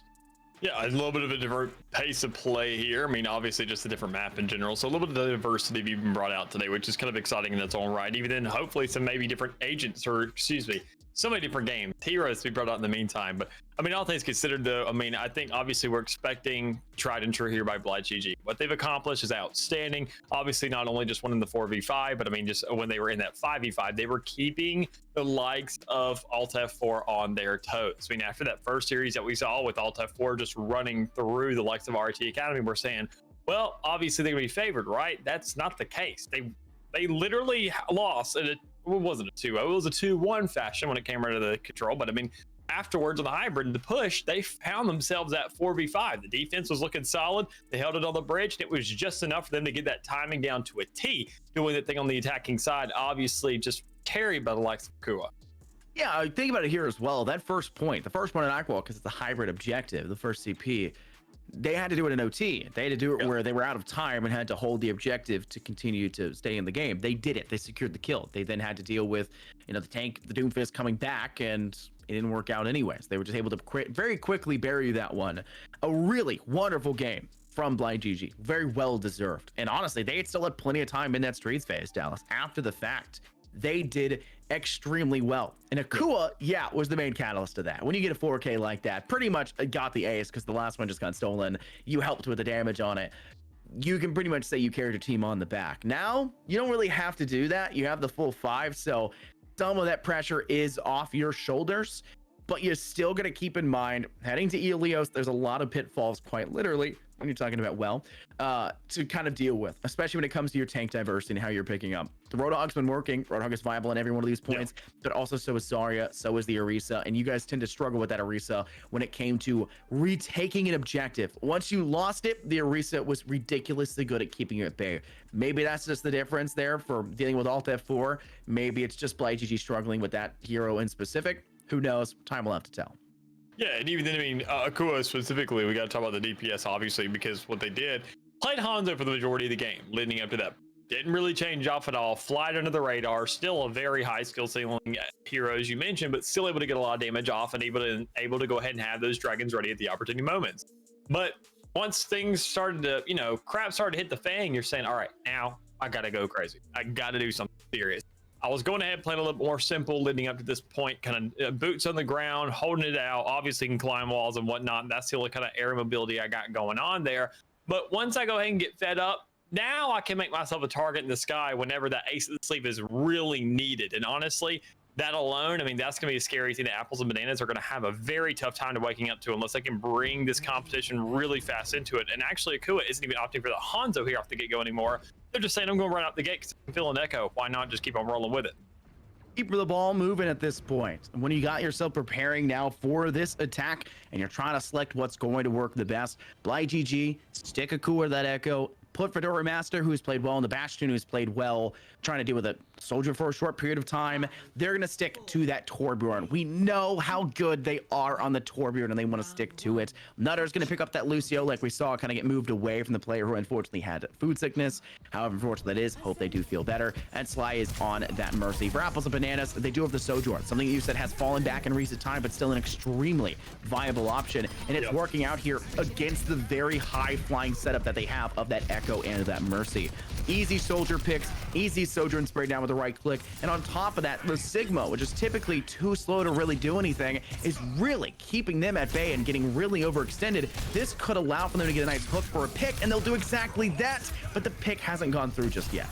No, and even you got Kiriko right there behind, giving those heals off, keeping the man alive, and even then Mercy just kind of hanging around the area as well. So, I mean, if you're not picking off those supports first off, and you see the likes of Rusty go ahead and get picked off first, Apples and Bananas, it's going to be very, very apparent that they're going to win out this first site. They're going to get that first grab. They're going to hold on to it as much as possible, considering that slowness of Sigma doesn't matter all that much if he just stays alive. It's the problem of getting back to site, getting back in the fight once you do get picked off. But so long as you're around that site, so long as you just have that survivability in the back end, enough teammates to give you your assistance, it's no real problem. But speaking of slowness, that is not the case here with that Doomfist. Once again, being brought up by Rusty. We've seen it again and again and again. Hasn't really been the best thing in the world, and still goes ahead once again, getting shut down almost immediately.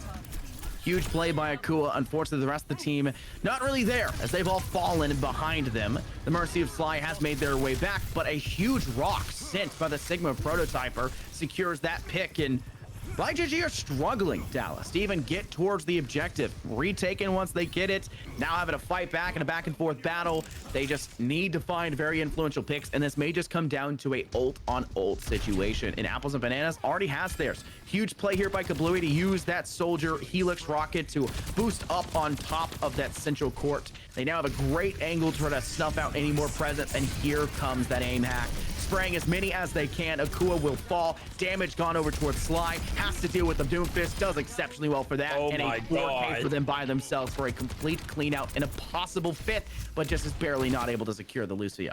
Yeah, just going ahead. I mean, that's a little bit too fast of a target, considering that they're just running away. You say, well, I mean, we could stagger, but we wanted, more importantly, get rid of that speed boost if possible to kind of slow down the approach back to the side. But, I mean, regardless of that, though, you're already sitting at 80%. Things are starting to tick up. Things are starting to go ahead and roll around for yourselves. And Apples and Bananas, they had themselves a very strong start. Didn't really have to use much. And Kablooey was the only ultimate we actually saw kind of go ahead and be utilized, more importantly, for this actual hold down. You have plenty coming up in here in a second. That honestly, BlindGG, go for this fight, Chief, because you may not have too long to do it before these ults really start to come flooding in. This is the last fight. They're 94% here, Dallas. There's no chance that they go past this point unless they're just going to hold for a million years. Nutter will pop themselves with a quick beat drop. Akua is on the objective. Duplicate is available. They want to pop it sooner rather than later, but they still want to make use here of that laser. They go ahead and do so onto the Sigma. Unfortunately, when you move to a tank, you do not get the full tank HP pool, and they'll quickly fall off the back of that one. Trying to lift themselves up forward. There goes the Doomfist slam, but Doomfist has just not been working. It's been quickly getting cleared, but BlindGG off the back of Akua have still managed to keep themselves secure in this round for the time being. Leave yourself on site. You still got to keep contesting. You gotta stay contesting, Doomfist. But it doesn't even matter. They get soloed by Kablooey. Rusty Goomba could not hit the slams, could not hit the charges, and BlindGG will pay the price, giving the first round away to Apples and Bananas.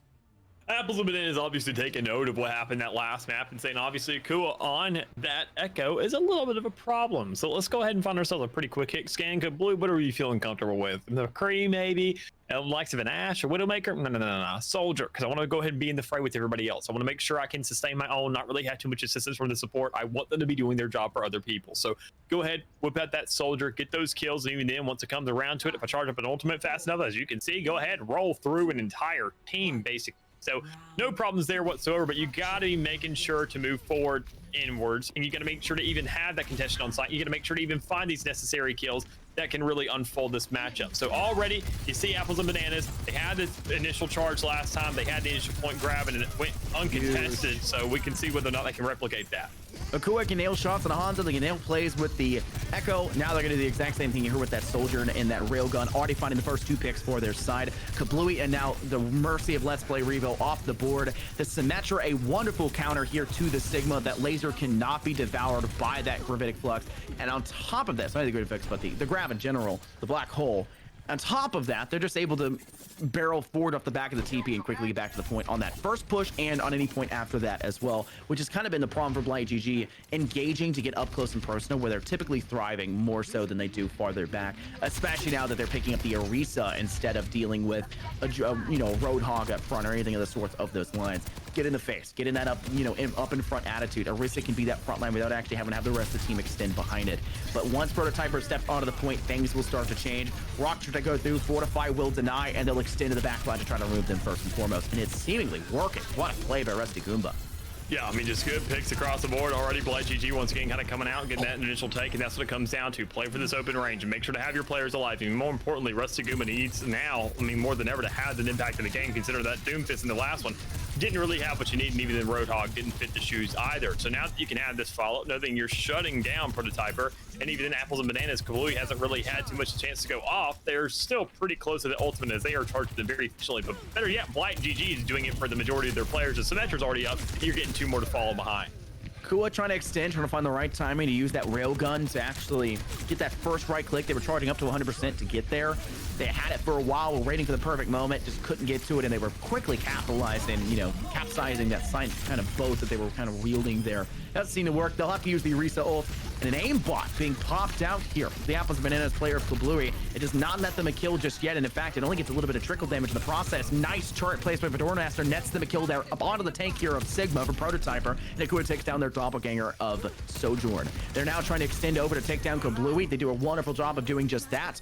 And honestly, though the nerf has hit Sojourn, it does not feel like it has, especially when it's in the right hands like Akui here, Dallas.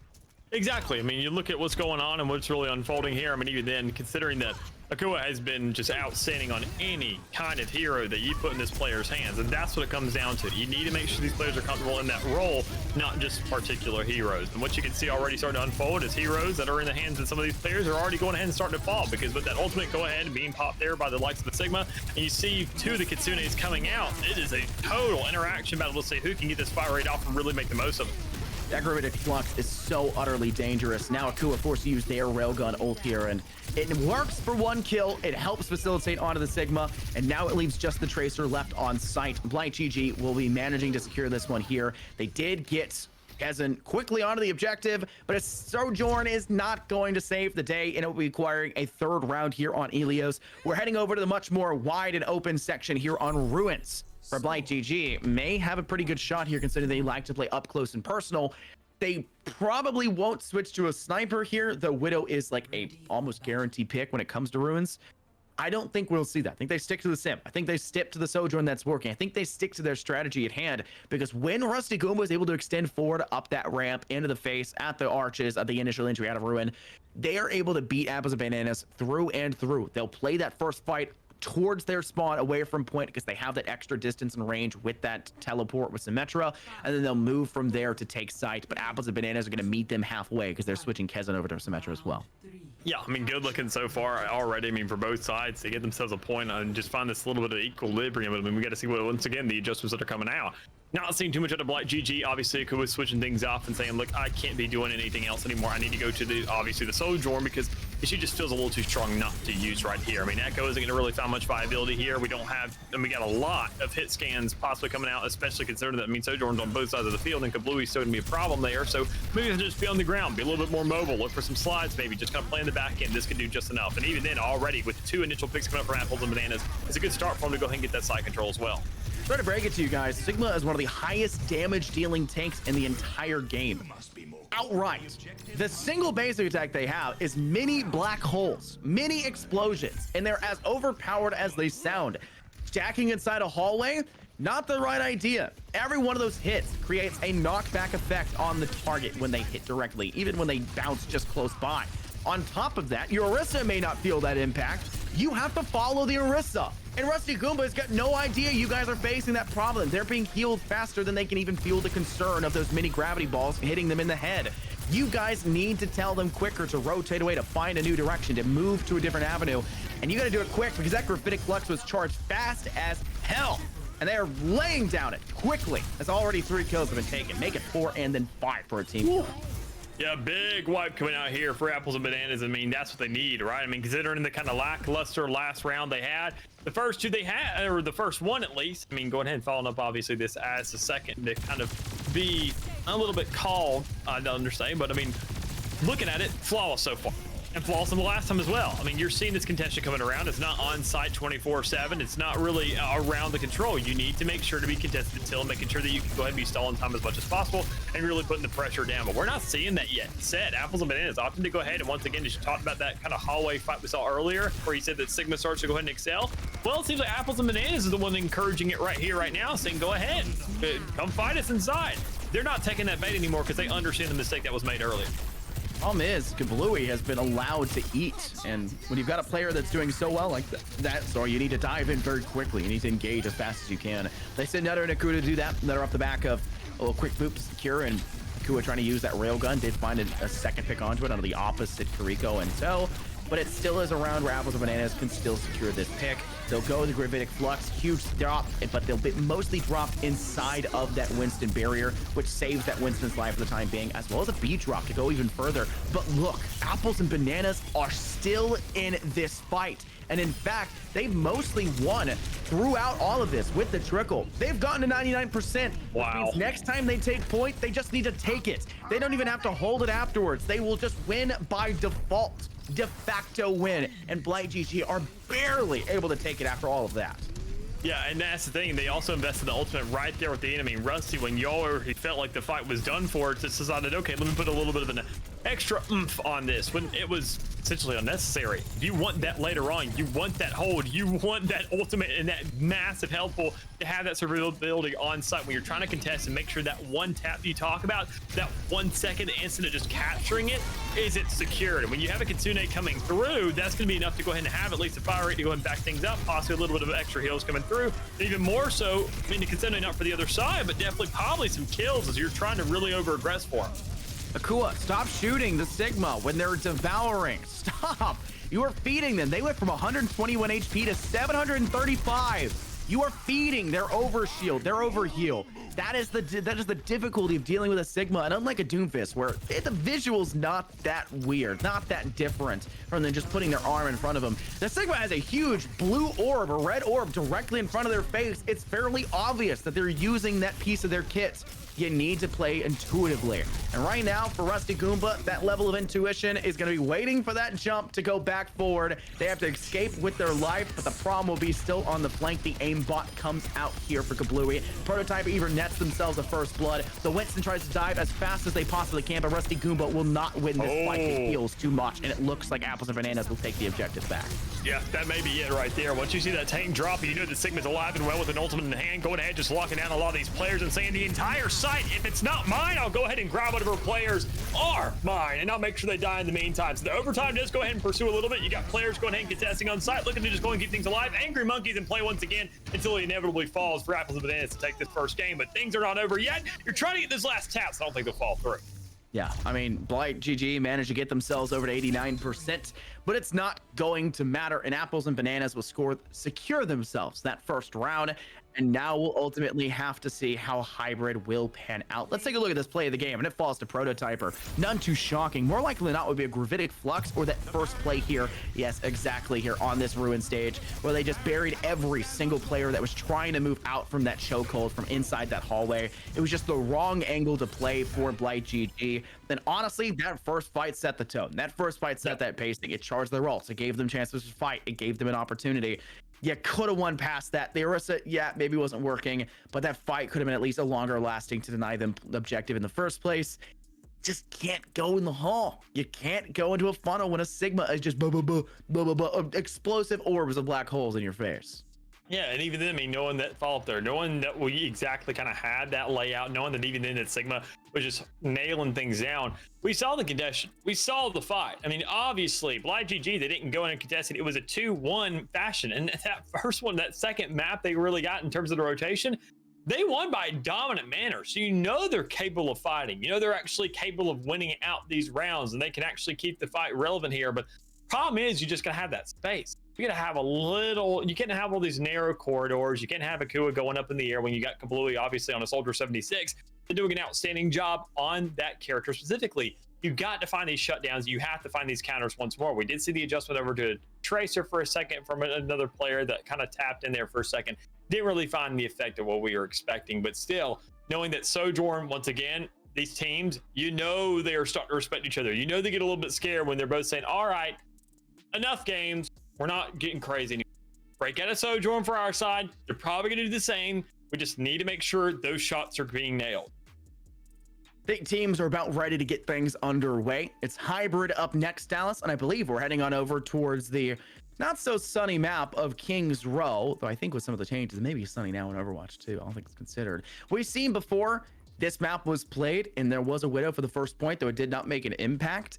I would love to see, I would pay money to see Akua on a Widow for more than just 10 seconds like they did on Eichenwald at the beginning. Then it was Fedora Master using it at that point. I would kill to see BlightGG do so. But the problem is they actually just need to win. They cannot do hasty decisions. They cannot make dangerous kind of inclinations and risky choices. They've got to straight up win. They've got to take this Kings Row map if they want to head to the third one, which we have not necessarily had the luxury of having to deal with Escort yet. And I would love to see it, but BlightGG got to get their way to it because currently Apples and Bananas sitting at that 1-0. They get to start things off, I believe, on the defense. And when it comes to that, the agent selection, operator selection, God selection, specialist selection, how many games are there with different names for it? Their hero selection is really going to matter.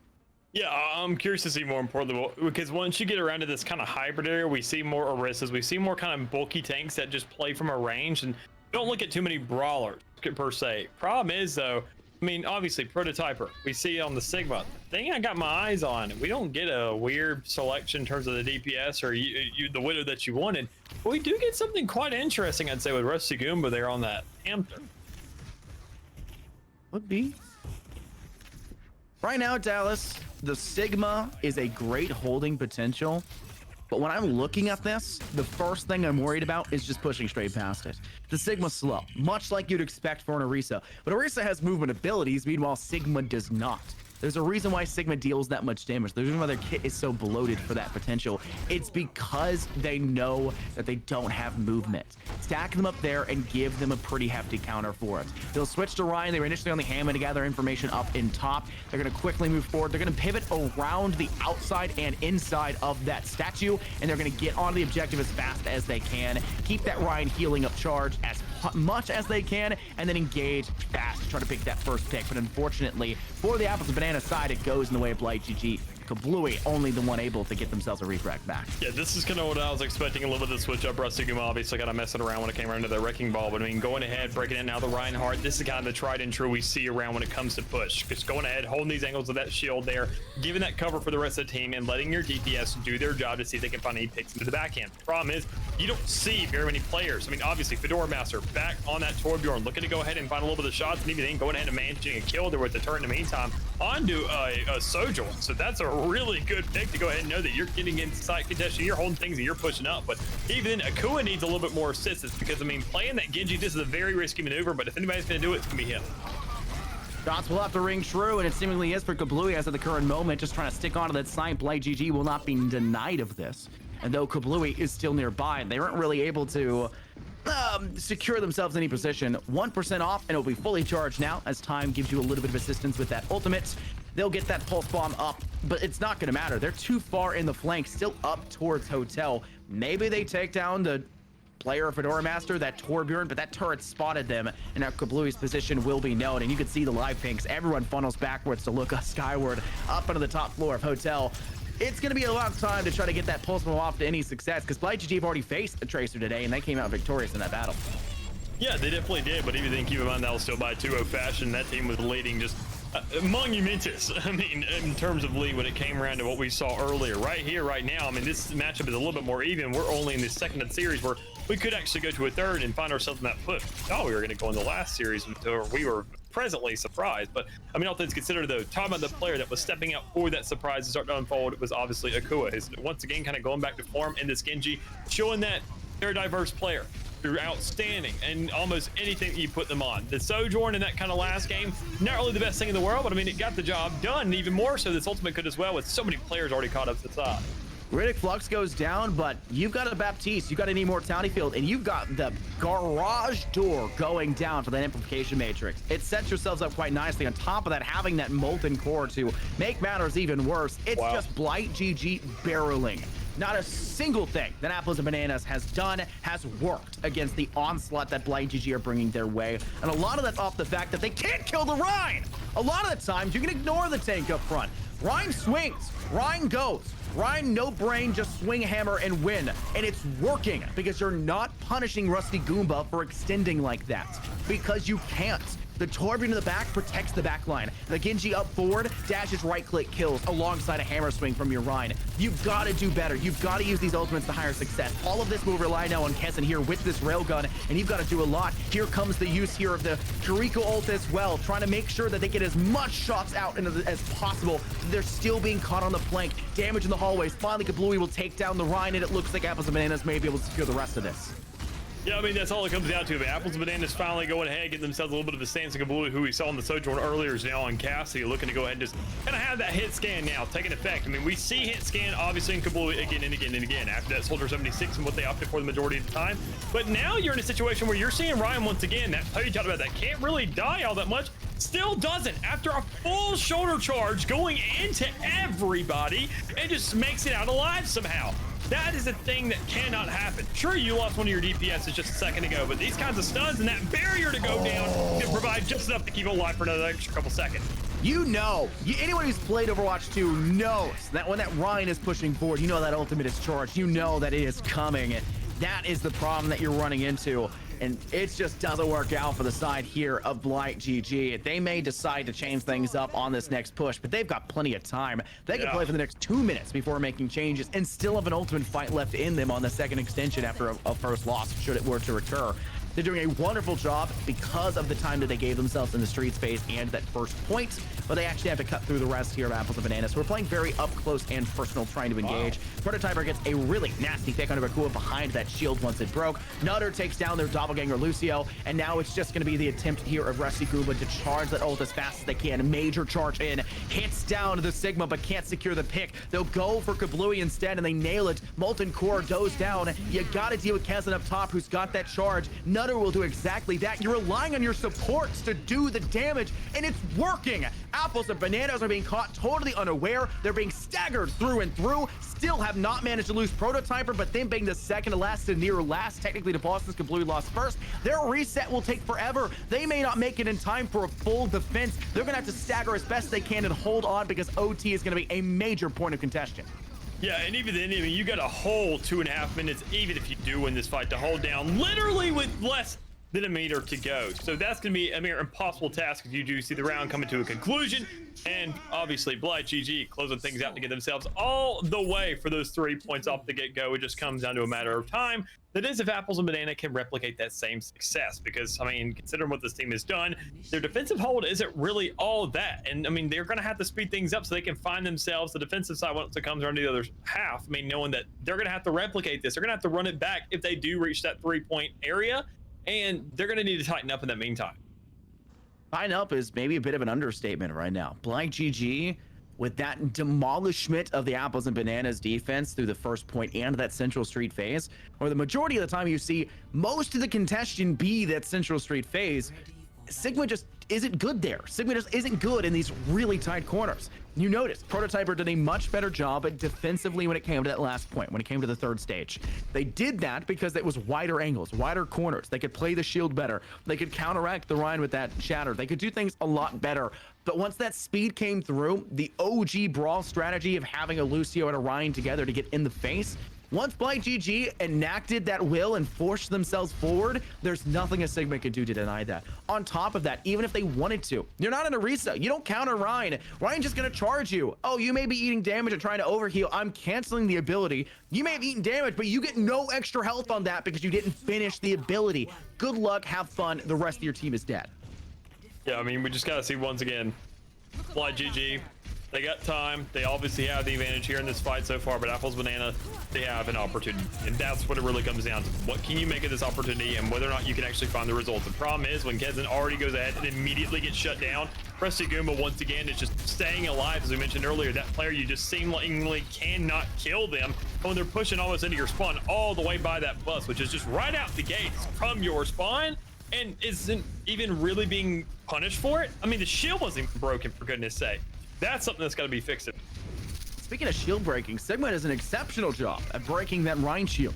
The problem still lies. Once again, look what we're seeing. The second Blight GD decide to swing forward. They do it quickly. They engage everyone. Not a single person is lagging behind, and they go forward. The problem is Akua and Fedora Master are feeding that Sigma when they devour because of the turret, because of the simple shurikens. You can't stop it, and it allows for Prototyper to get that extra HP, which just means Apples and Bananas have a much easier job of continuing forward onto site and surviving that initial onslaught. And it is a battle of attrition in those battles. The longer those fights go on, the better chance that Apples and Bananas have, and it looks like they're going to be able to at least secure dominant foothold. But the speed and swiftness that a Rhine can have with that charge, alongside the assistance for Lucio if they had died first with that speed boost out of the gates, it is a quick and hasty re-defense set up for Blight GG, as they are now back in full control, even taking out Prototyper for a stagger. Yeah, to be expected. I mean, just right back to square one, no change up, and you just see everybody going right back to form. No real difference here on the field, except for Akua may go ahead and be picked off here in the meantime, except for, but you get that Baptiste right behind you and Lucio with the speed of Mercury. So, I mean, you go ahead and get yourself right back on the site, see what you can play with, and even more so, start to target this Rhine, because that was something you did earlier. You found success, you found a little bit of a push, but you lost way too many players in the meantime. Akua is now shut down, but the problem is, I mean, he's still there. He's still getting kills, and he's shut down Kabloo in the back end as well. Shots continue to ring out, and it does finally look like the Apples and Bananas side will fully take control over this objective. Does not seem like they'll make it back for Blight GG, though the Rhine is close by. They'll have to wait for the Lucier and everyone else, and they only have the Baptiste up to this point. Garage door goes down, but that Sigma barricade denies most of that damage potential, and they'll stay in front of it for the time being. But the DPS and the healers that are behind will not be allowed to support. Default doing everything they can here on that Kariko. Garage has already been used. They do not have it available. It now dissipates, and somehow, some way, despite that rush, Apples and Bananas still manage to find themselves with a positive trade on kills. Rusty Goomba just overextends into the backline, thinking that's their best chance. They get killed, and the rest of the team has no one in the front line separating eyesights or giving themselves space, and that's where Prototyper continues to barrel upon them with these gravity balls. Yeah, says thankfully. All right, some open space, pushing towards spawn. I mean, keep them locked up a little bit. Please, team, I sure need a one sack arrow. We need a triple sack, though. We cannot let this payload stay inside this chokehold that is that street. We need that speed to back it up. We need a lot of distractions there in the back end to make sure that this game kind of draws out as much as possible, and we can get just as much of an efficient push as what they had when they were on the attacking side, because Blight GG's push felt near flawless through this streak, keep in mind. I mean, they had team fight after team fight. They were winning consistently over and over and over again. Apples and Bananas, as I mentioned earlier, they have to replicate that. They have to do it basically better, because once they get around to the end point, that's where things start to falter a little bit. Yeah, keep in mind as well, a single fight here won by Blight GG buys themselves 20 to 30 seconds of time, which is huge time sink right now that Blight GG are desperately needing. That's something that Apples and Banana were not capable of doing. They were not able to stop Blight GG on the rush. The entire street space was flawless for the attack of Blight GG. Now defensively, with that stop, Apples and Bananas have to wonder, what went wrong? How do we change? Is it just going to come down an ult fight? We only have one ult. Rush is coming up, so maybe we want to use that. But all we have is that Gravitic Flux, and while it opens space, it doesn't allow for us to pick through that shield. The shield still blocks in midair. Yeah, most definitely does, and even then, I mean, more importantly, it goes ahead and blocks things down right now, but the Kitsune Rush could be a nice little follow-up. Problem is, you get a sound barrier there from the Lucio to just go ahead and block a lot of the damage that comes in from that. So rate of fire increases, great, and all problem is that you still got a Rhine just running it down, looking to overextend. They're just punishing you, and they are pushing right into your spawn with almost no trade-off whatsoever, no sacrifice being taken, but Prototyper, here on the flank, holding things out, biding time. Can't really see 9 that obviously, but hey, you got yourself an extra couple seconds. No, this is a huge stagger though, Dallas. Keep in mind, Prototyper is the most important player right now for the Apples and Bananas. They have been all of the offense when it comes to separating. They let Rusty Goomba extend. They let Rusty Goomba get forward dove in the back line, and Prototyper has to solo the front for the next 15 seconds while that player dies. They're capable of doing so because they're a Sigma. They're capable of doing so because they have that Devour that buys them time, unlimited HP after that point. Or at least it feels that way. They have that shield. All of this to damper down that backline of Blind GG. Prototyper, you're not Ryan. You can't extend like that. Yeah, you try to C9 and trick them. You just staggered. And that makes matters worse, as it gave them an extra 10-15 seconds to work with. And even in the escape that came around afterwards, but you're trying to just go ahead and ride out your life. Problem is you just have to die on that side as best you can. That didn't happen there, obviously, and even more so as a follow-up here. You see Blind GG, they're holding things down. Keep in mind, they were obviously on site past this point. I mean, I remember looking at them when they were on that third checkpoint when it came around to the payload. They were sitting at about 3.5 minutes, more than that. They had ample time in the world and no concerns behind it whatsoever. Right here, right now, we're not seeing that same success here from Bananas. It may seem like if they don't win this next team fight, obviously, they're going to be done because of the time that you mentioned of about 20 seconds, 15 to 20, just to get back on the site. And that's not even factoring the fight that's going on right now. Mind as well, Apples and Bananas, that last phase would be much easier for a Sigma than this Streets. I mentioned before, Streets is just not good for a Sigma. The last phase is, on the attack, it can be very different, but thankfully that Gravitic Flux actually has assistance behind it. They drop the beat, they just say, everybody get the heck in there. And once they do, they're actually able to clean up that massive damage that Gravitic Flux goes for. And that drop the beat that was available for Blind GG wasn't available. Nutter did not have a charge. That's what counted it in that first one. When it's not available, that Gravitic Flux is going to do massive waves of damage. Just bait out that first lamp and you're good from there. I gotta say, you gotta really give props to the cojones here on the side of Kezen to go ahead and be whipping out that far, even though you know that, I mean, Fedora Master, a player that we've gone ahead and highlighted a little bit, is still there in the back of the map with that Torbjorn. Going ahead and opting for that change there a little bit, but definitely got enough success inside that street to go ahead and become a catalyst to a certain extent on that couple team fights. Just goes ahead and creates that space and gets that final push to going through. So you do reach that checkpoint. You're going around this corner. Nobody's really contesting it yet. And almost, it seems like Ryan could be overextending for a second. Even with the sound barrier, it doesn't seem to matter because that's a falter player. That's a tank down. That's a push that Apples Banana can manipulate. What a play this entire game, though, by Kablooey on the Ash. They've been playing exceptionally well, but the problem just lies in the fact that they don't have enough momentum moving forward against Blind GG, who, using these ultimates that they've had a very good job with, like that Molten Core, like the B-Drop, like the, Garage Door, the Amplification Matrix they just utilized, they've been able to deny a lot of that momentum that Bananas are trying to work with, especially when it comes to progressing. Rock goes straight into the shield of that Ryan, hoping that it would be destroyed in time by the DPS. It does not. They continue to push forward, though. Once that Ryan does fall, Kablooey able to secure that frag, and Prototyper is already back up to that Gravitic Flux, down to 90%, trying to get that last 10% as quick as they can, but everyone on the side of Blind GG is going the other single direction. Kablooey opens up, Lamp's already down. Shatter in a huge one at that, but a Gravitic Flux to keep him away from the back line. That saves a little bit of extra time. They burn down Akua and Rusty Goomba, and that'll be all she wrote, as Apples and Bananas, though it takes OT, do manage to reach that final point.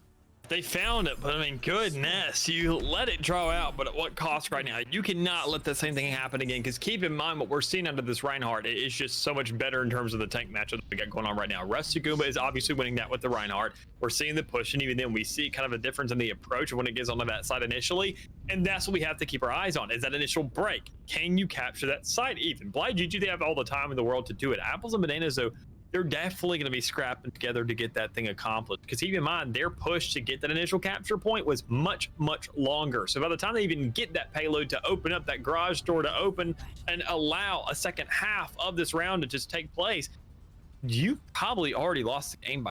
Even then, you're going to have to stick that thing perfectly all the way through, and that's going to have to be flawless team fight after flawless team fight, where Blind GG feasibly have what feels like just a regular round once again. Right now, Blind GG, the weight is on their shoulders, but honestly, it's not much of a weight. They took this in a single second, it feels like. They just pushed straight through. They took the objective. It was not a concern whatsoever. Apples and Bananas struggled more on first point. They got struggled more on streets, and they struggled more on last phase.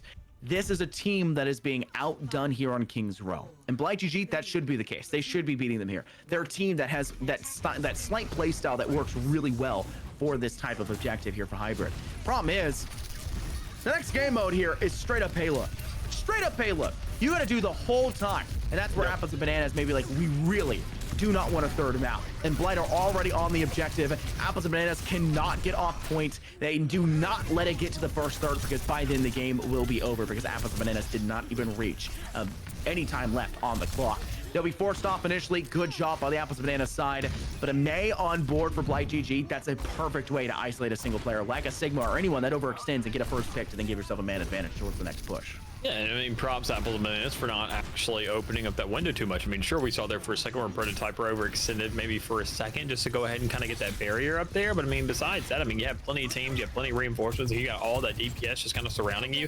That thing can be melted within a matter of seconds, so long as they all kind of do that at the same time. Problem is, during that meantime, when that's happening and when that's occurring, you got an entire team mowing down a player. Rusty Goomba, once again, getting the exact results you need, already going ahead and knocking it like Bluey. This is a 4v5 just to hold the side that you need.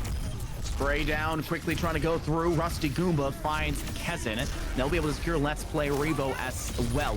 The Gradavitic Flux, though, evens the odds just a little bit further by taking down the Mei. Their own player here of Nutter, who's just trying to survive on site, seemingly is going to be capable of doing so. Prototyper being barreled upon and will eventually fall as the Rhine continues to swing their direction. They'll end up killing themselves as well, as their own gravity orbs will cause that damage. And while you do see Apples and Bananas doing everything they can to touch, it's not going to matter. Blight GG will secure themselves this second game, and we will be heading on over to Escort. The map, that one's up for grabs still, and I believe it'll be Apples and Bananas' choice to pick it. Yeah, I mean, just good job by them just in general. Seeing what they had accomplished, we saw a little bit of a hold. I mean, but Apples and Bananas to go ahead and be fighting themselves back. But Blight GG, better yet, with that hold, seeing what they did with that payload, a flawless run through, and it came around to their sin on the attacking side. It just, that alone is what won them the game. And we could talk about time all day, but I mean, problem is it just didn't come down to the initial point. We can completely just disregard that. Even if that came down to an overtime, that's not the problem. It came down to that streak. Once again, was an absolute utter chokehold, and you cannot let that happen. You have to hold that thing down. You have to show that's where your proficiency happens, and that's where you can go ahead and start to excel in that damage. We talk about even then, Rusty and that Reinhardt. You talked about it right at the start of the game, immediately at the start of the game, and it just reigned true for the entire time. That player got punished, not at all. Lily whatsoever did not get punished. I mean, was allowed to live through way too many fights, found way too many kills as if they were a DPS. I mean, that player needs to be shut down to a certain extent, or you have to find a way to just switch around. You talked about Junkrat on a DPS role and how strong he is. You talk about a streak, which is an entire just long, small angle chokehold. Whip that out. Try something different. We just didn't see enough adjustment on the DPS to make sure that guy's choked out. Keep in mind, our next map, we also have confirmation for it here on Escort, will be Circuit Royale. And I believe it is the choice of Apples and Bananas, and I think this is the best possible choice for them. We've seen how good Prototyper can be on that Sigma, and that can continue. Yes, they were slightly outdone by the Rhine. It was most definitely a tank difference for that front line. Just the speed and tempo which they were able to move the Rhine in comparison was night and day. But when it comes down to this, Sigma is the only viable tank on this map. All the other ones get pretty much rushed straight through. All the other ones pretty much get denied instantly. It is almost impossible to play this map without a Sigma as the go-to.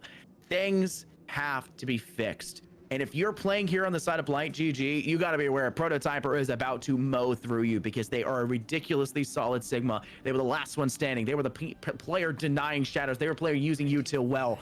You've got to fear them. And the fact that you're playing Ryan here first and foremost may mean that you don't respect Prototyper enough.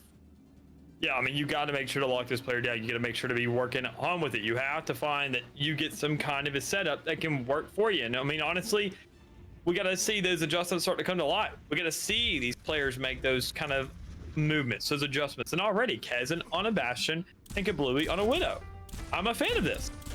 Every bit of it. Quite honestly, it's something different, and even then it kind of plays around that Rhine to where Bastion will mow through that shield. That is if it actually opted to stay in the game, but Kezin says the Sojourn is going to be a little bit better of an option. But you are going to have that kind of dive to work with. That's where, honestly, Widow just makes that composition anyways, where you don't really need it, but it's more probably just an initial pick to get right out of that spawn if anybody pops the test. The Widow is extremely viable on this map. And I'm not just saying that, Dallas, because you know I'm a Widow man and I'm a snaky one trick when it comes to that, but also because getting that pick here is very important, especially if you're facing off against a Rein that cannot control the pace and cannot deny all of the angles that are there. You can sit inside your spawn like they're doing right now, try to find a pick, but you're seeing the same strategy from BlightGG that they've been using over and over again. Once they find an opening, once they're willing to engage and they see that Apples and Bananas have taken that space, employed more than just 2 or 3 players in that little opening, they send out, they gush out of that opening. They go, hey, this is our side to take. We're going to push forward. Problem is now things have changed. Apples and Bananas are off the Widow. They're to a Reaper to brawl up close and personal. They've got Khezen on that Pharah. They are going to deal so much effective damage against BlightGG that this counter pick, especially when the spawn is this close, is going to really hurt them. Yeah, it most definitely will. I mean, you got to find the right opportunity. Even then, BlightGG kind of had that, quite honestly. I mean, they obviously had a Kua there on the flank, but it's just not going to do very much considering that, I mean, Genji being projectile based and not hit scan, it's very difficult to shut that Joker down. I mean, the only other person, keep in mind, doesn't really have the range for it. It's a Symmetra. You're relying on Baptiste, a support once again, to be shutting down a DPS, and that's a lot to ask out of that player. Even then, consider that they have the same job to simultaneously heal the entire team and make sure you're all healthy. That is a lot to ask for, and you can see this just a little bit too much that it just caves in the back and just goes ahead and gives up the side as we do see that payload going ahead, finding its way along in Apples Bananas to get themselves what seems like at least halfway to this first checkpoint at least. Shots will have to ring true here for Akua. Finally, we're seeing Akua on that Widow, something that I have been really hoping that we would in fact see go forward. But for BlightGG on the defense, maybe too little too late. They have that high ground though, so they can hold it for quite a while. But the Rusty Goomba himself is trying to extend and does get a lot of impact off, but they lose their life in the process as Apples and Bananas are just really quick on the pace. Khezen alone finds 2 picks. Prototyper taking another one. It is a team kill. No, not a team slaughter, as all of BlightGG just could not save face. They will get to this first point here on Hybrid. They're even sending Khezen all the way up forward, and they eat a rock, but it doesn't matter. The shot from Akua connects first and foremost, and now it's going to be a battle of this high ground. This ramp is devastating to try to get through. There's a lot of cheeky little holes that a Widow can peek through. Every single one of these little barricades on the side, the rally barricades, you can see underneath them. That angle is actually fireable. And even then, every single time, I mean, you can already see it just trying to unfold a little bit, trying to see these players just trying to find these angles, and even then, Apples and Bananas, their payload prowess is looking just significantly better, and it's all a testament to that Sigma that we saw already. I mean, he's a viable and probably the best option when it comes around to this map, and you can see exactly why. It's holding things down. This player has not died at all, and it doesn't seem like they're going to within the near future unless it just gets cast or cursed by any chance. But I mean, it seems like Prototype is staying alive, and even Rusty Goomba has made their own adjustment to say, look, I mean, the Reinhardt, it was working earlier, and we tried off the get-go. It was great for the initial hole, but past that point, we have to do something different. If they can just push straight through, that it works, but they got pushed straight through, which is the issue. And now BlightGG are left to kind of pick up the pace. They'll switch that Sigma. Like you said, it's the better choice at this distance, at this kind of height advantage that you have. And you just got to be able to eat as much damage as possible while dishing out as much damage as possible. And it's so much easier to bounce those down than it is to bounce those up. And for Apples and Bananas, they are really feeling that pressure right now. Trying to step forward, a Widow in their face. Trying to step forward and Sigma Gravitic Flux down on top of them. Trying to move forward, and they got to deal with a Sojourn instantly tagging down every single player. It is nearly impossible to survive this onslaught. And while the Gravitic Flux does go down and they survive it, Apples and Bananas are still not in the best of positions. They got to find a pick here quickly. Yeah, I mean, they already have at least one player down, Fedora Master being picked up, and not really on that Torbjorn anymore, as we can see. Obviously, be on something a little bit different, but the more close you get, the more deadly you become. Considering, I mean, looking at BlightGG and their 2 DPSs, both being very long-range oriented, hoping they could kind of capitalize on the opportunity to have that high ground.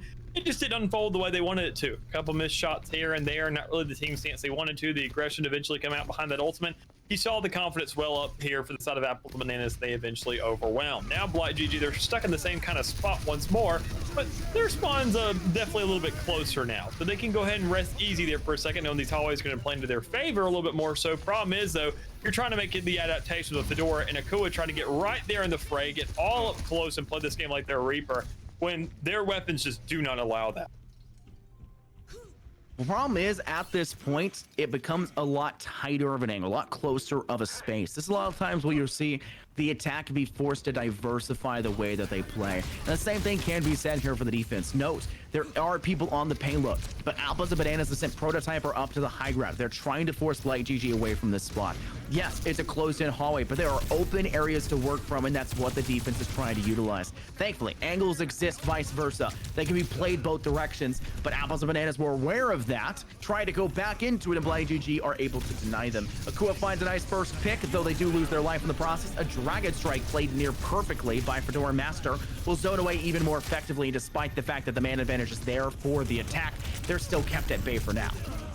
Yeah, gotta see what you can really get done here. Gotta see what Apples and Bananas can really just come out with, considering they're on that little final stint and they got so many players dead in the meantime. So you can almost say this is a free round to work with that last one finally go ahead and falling. Fedora Master to make the switch to Tracer, but it's still not going to be fast enough as you see that inevitably going to a close. So 2 minutes and 16 seconds, not too bad to go ahead and hold things down, considering the entire first half of it like was uncontested until they got around to that little uphill battle, which, I mean, it's an uphill battle. We're expecting to be difficult, but they seemingly kind of, so long as they had the ultimates up, was an easy little obstacle to overcome. Obstacles, well, it can all be climbed up and beyond. For that attack, though, with 2 minutes and 16 seconds remaining, Dallas, I don't think we've ever had a time where you and I played this map and we've gotten an attack time with 2 minutes and 16 seconds remaining. That's an actually very impressive time bank still available for them when it comes to OT. And yes, it is technically possible to try and tie this one out. It is extremely unlikely to see so, and we more likely than not will not see push come onto the board because that mode stinks. I hate that. I am a catalyst for saying, or I'm the kind of person that says I would rather 2CP than that, but I also didn't have to play 2CP competitively, so maybe my opinion does not truly matter. But push will not be happening to go through, and Apples and Bananas will now need to change up that strategy to play on the defense. Prototype will stick to that Sigma, but look at the change that's made for BliteGG. They're going with a Doomfist, Dallas, and a Junkrat at that. Lots of mobility, lots of high ground control, lots of spam to make sure that that Widow can't sit still of Kablooey, and make sure that that Sojourn can't necessarily charge that railgun for an instant kill to win a fight. Yeah, I mean, it comes down once again, as you talked about the timer. I think you and I think honestly, push is enjoyable to watch, and I haven't really casted over it, so I mean, there's fun to cast, but I mean, all things considered, I think it'd be kind of enjoyable. I hate to play it. I'm definitely with you on that. I think these players are in the same exact shoes. They want to win this thing outright. Apples and Bananas want to hold this thing down to a T right here, right now, put this game to an end to where they don't have to worry about that anymore, and even then they can call it a little bit of an early night. So go ahead, find these kills, make sure to get the hold down, give up a little bit of that initial ground, don't let those spawns start to rain out, and then even then just kind of catch them around on that corner and see if they can get that much closer to spawn to make this fight that much more contested. That is the thing here with the Sigma versus the Winston. You just have to go past them much like you do with an Orisa. A proper Sigma will save that rock to turn and send it down upon that Winston. We're not seeing that right now. And honestly, Prototyper, that's a bit of a shortcoming from them. I don't like to see them making that kind of mistake. And they need to be a little bit smarter about these playstyles to allow for that DPS to pop off. Kablooey has not been able to do very much here. It's been all Kazan. Look at the ult difference between them. Widow's ult, it doesn't even have a high level of impact in the play. It just lets you know where they are and gives that Widow a better chance of hitting shots. And a horrible rock from Prototyper as well. They just haven't been able to hit the shots they're needing to, haven't been able to get those picks. And it's because BliteGG are very quick. It's because they're very unstationary. They like to be mobile. They like to move around, and that makes it very difficult for Kablooey to tag those shots to give them that advantage. And on top of that, they've lost their opposing Sojourn here of Kazan.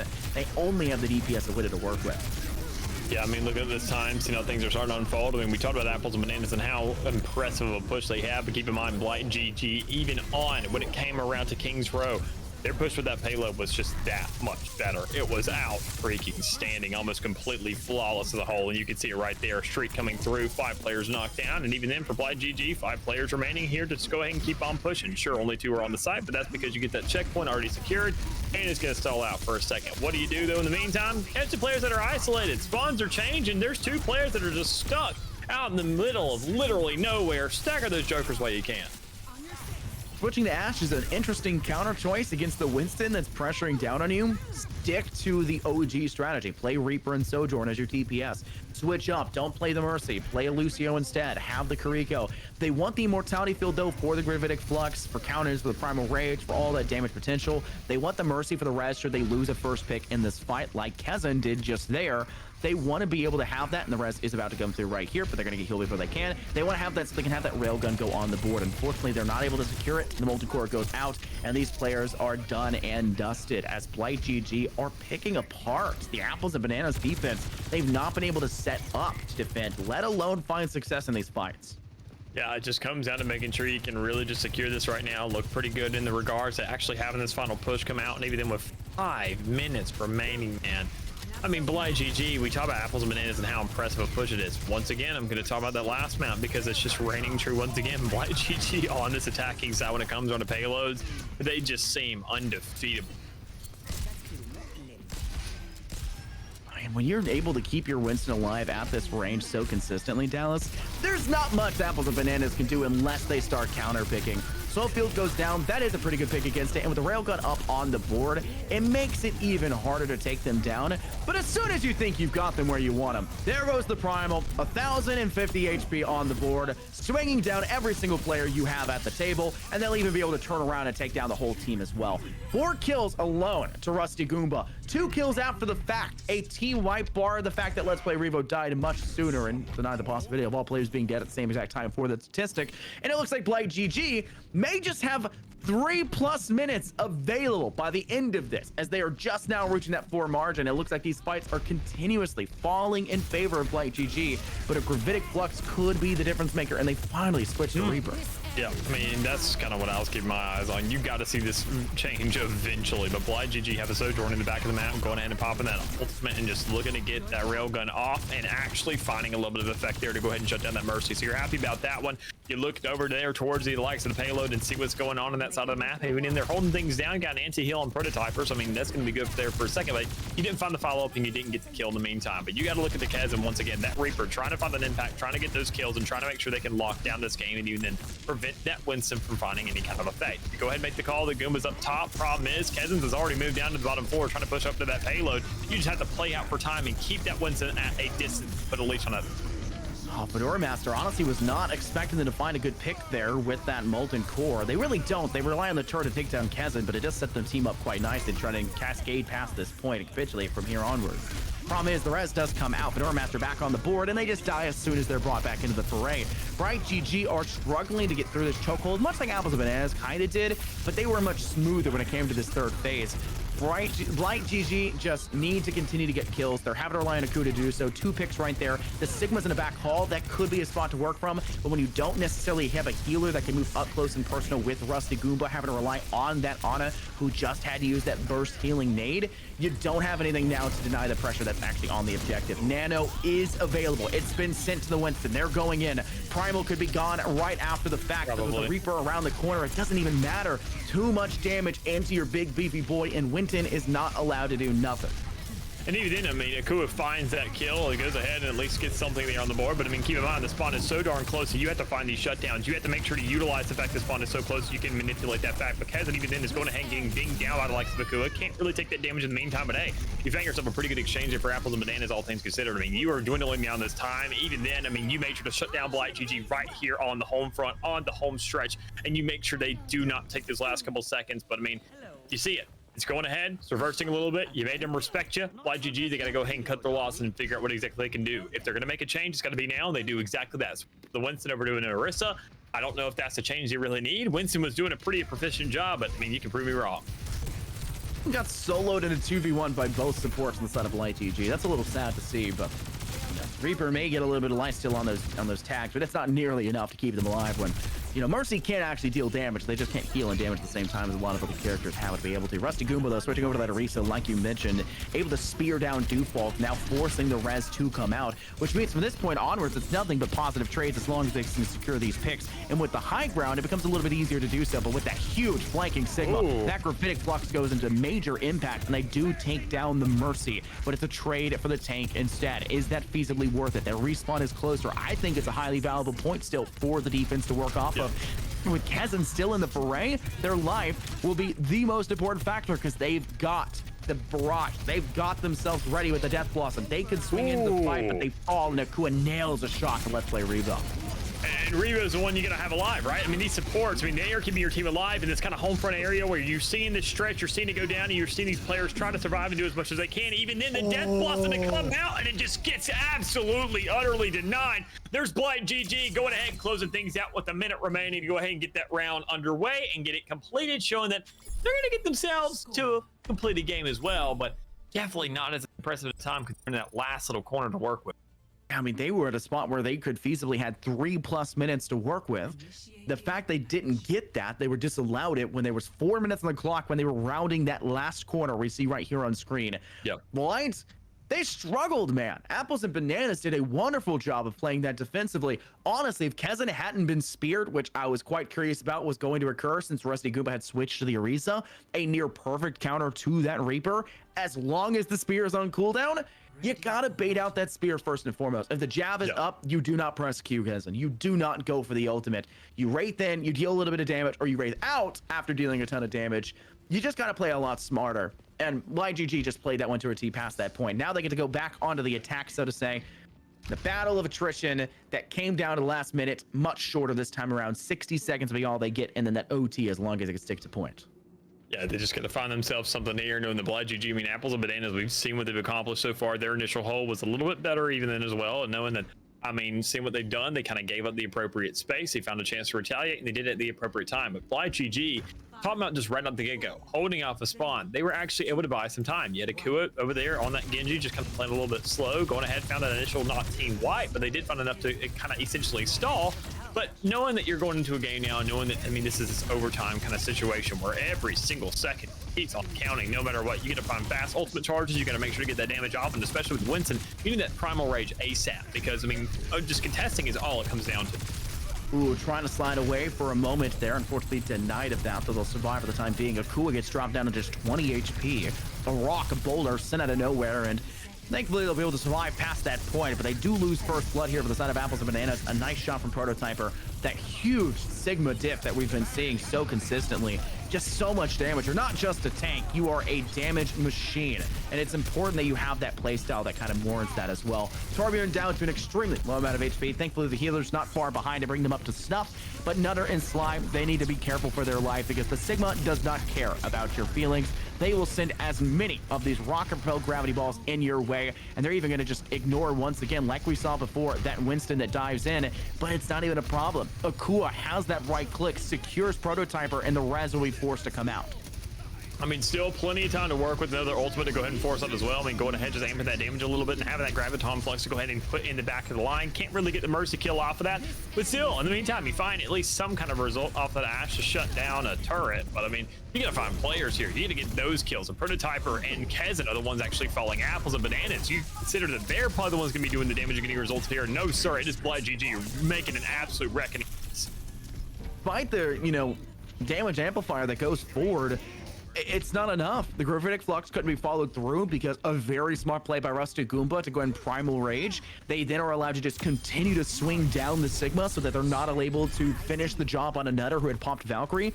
A lot of things combined there. A lot of things that really meshed well to secure and save players' life. And even though they only start with 60 seconds, they're holding strong. They've just now got to get past the most rough choke point here on this map, and what a lot of people would view as the most tough choke point in any escort map here in Overwatch 2. So that could be debatable. They find the necessary picks, but it is Blight GG falling apart at the seams. Just the Winton now left standing, tries to jump back to point, but the leap does not get them there in time, and the Apples and Bananas side will manage to finally end that push, but not before nearly 42 meters were found. It's a good stint for them. I mean, considering that, I mean, last time they really struggled right there on that kind of uphill battle. That's where the majority of their time went, and they found at least halfway up the hill. You're looking good for that, but it comes around to this side right here in Apples and Bananas where they fought for that luxury, and good God, do they have it now. 2 minutes and 45 seconds. If they go ahead and have that same exact kind of stint around that up to that first checkpoint, they're going to have all the time in the world to fight this uphill battle. Sure, they're going to be stressing for them, but by that point, they're also be able to saving ultimates. They can go ahead and wait for that burstiness because that's where they found the breaking point. That's where they went ahead and bust through that wall a little bit And even then, considering the changes they have, they're going for that pharmacy, and they're looking even then more so with that Reaper to hold it down, to say Rusty Goom is probably not going to make an adjustment off the Winston. It's working out for him, and Reaper, I can get to their back line because they're not going to be moving. They're not going to be pushing up anymore. They're just going to be sitting steady and still just for the taking. I don't really like the choice of the Winston here again. Keep in mind, the burst damage that's available for Apples and Bananas that they've seen. Of course, they don't know what their hero selection is right now. The burst damage that they have seen has not allowed for Rusty Goomba on the defense to do much here for the Winston. Kablooey, when they switched to Reaper, did a much better job. They got nearly 3 minutes to work with. Huge turret placement. Oh my god.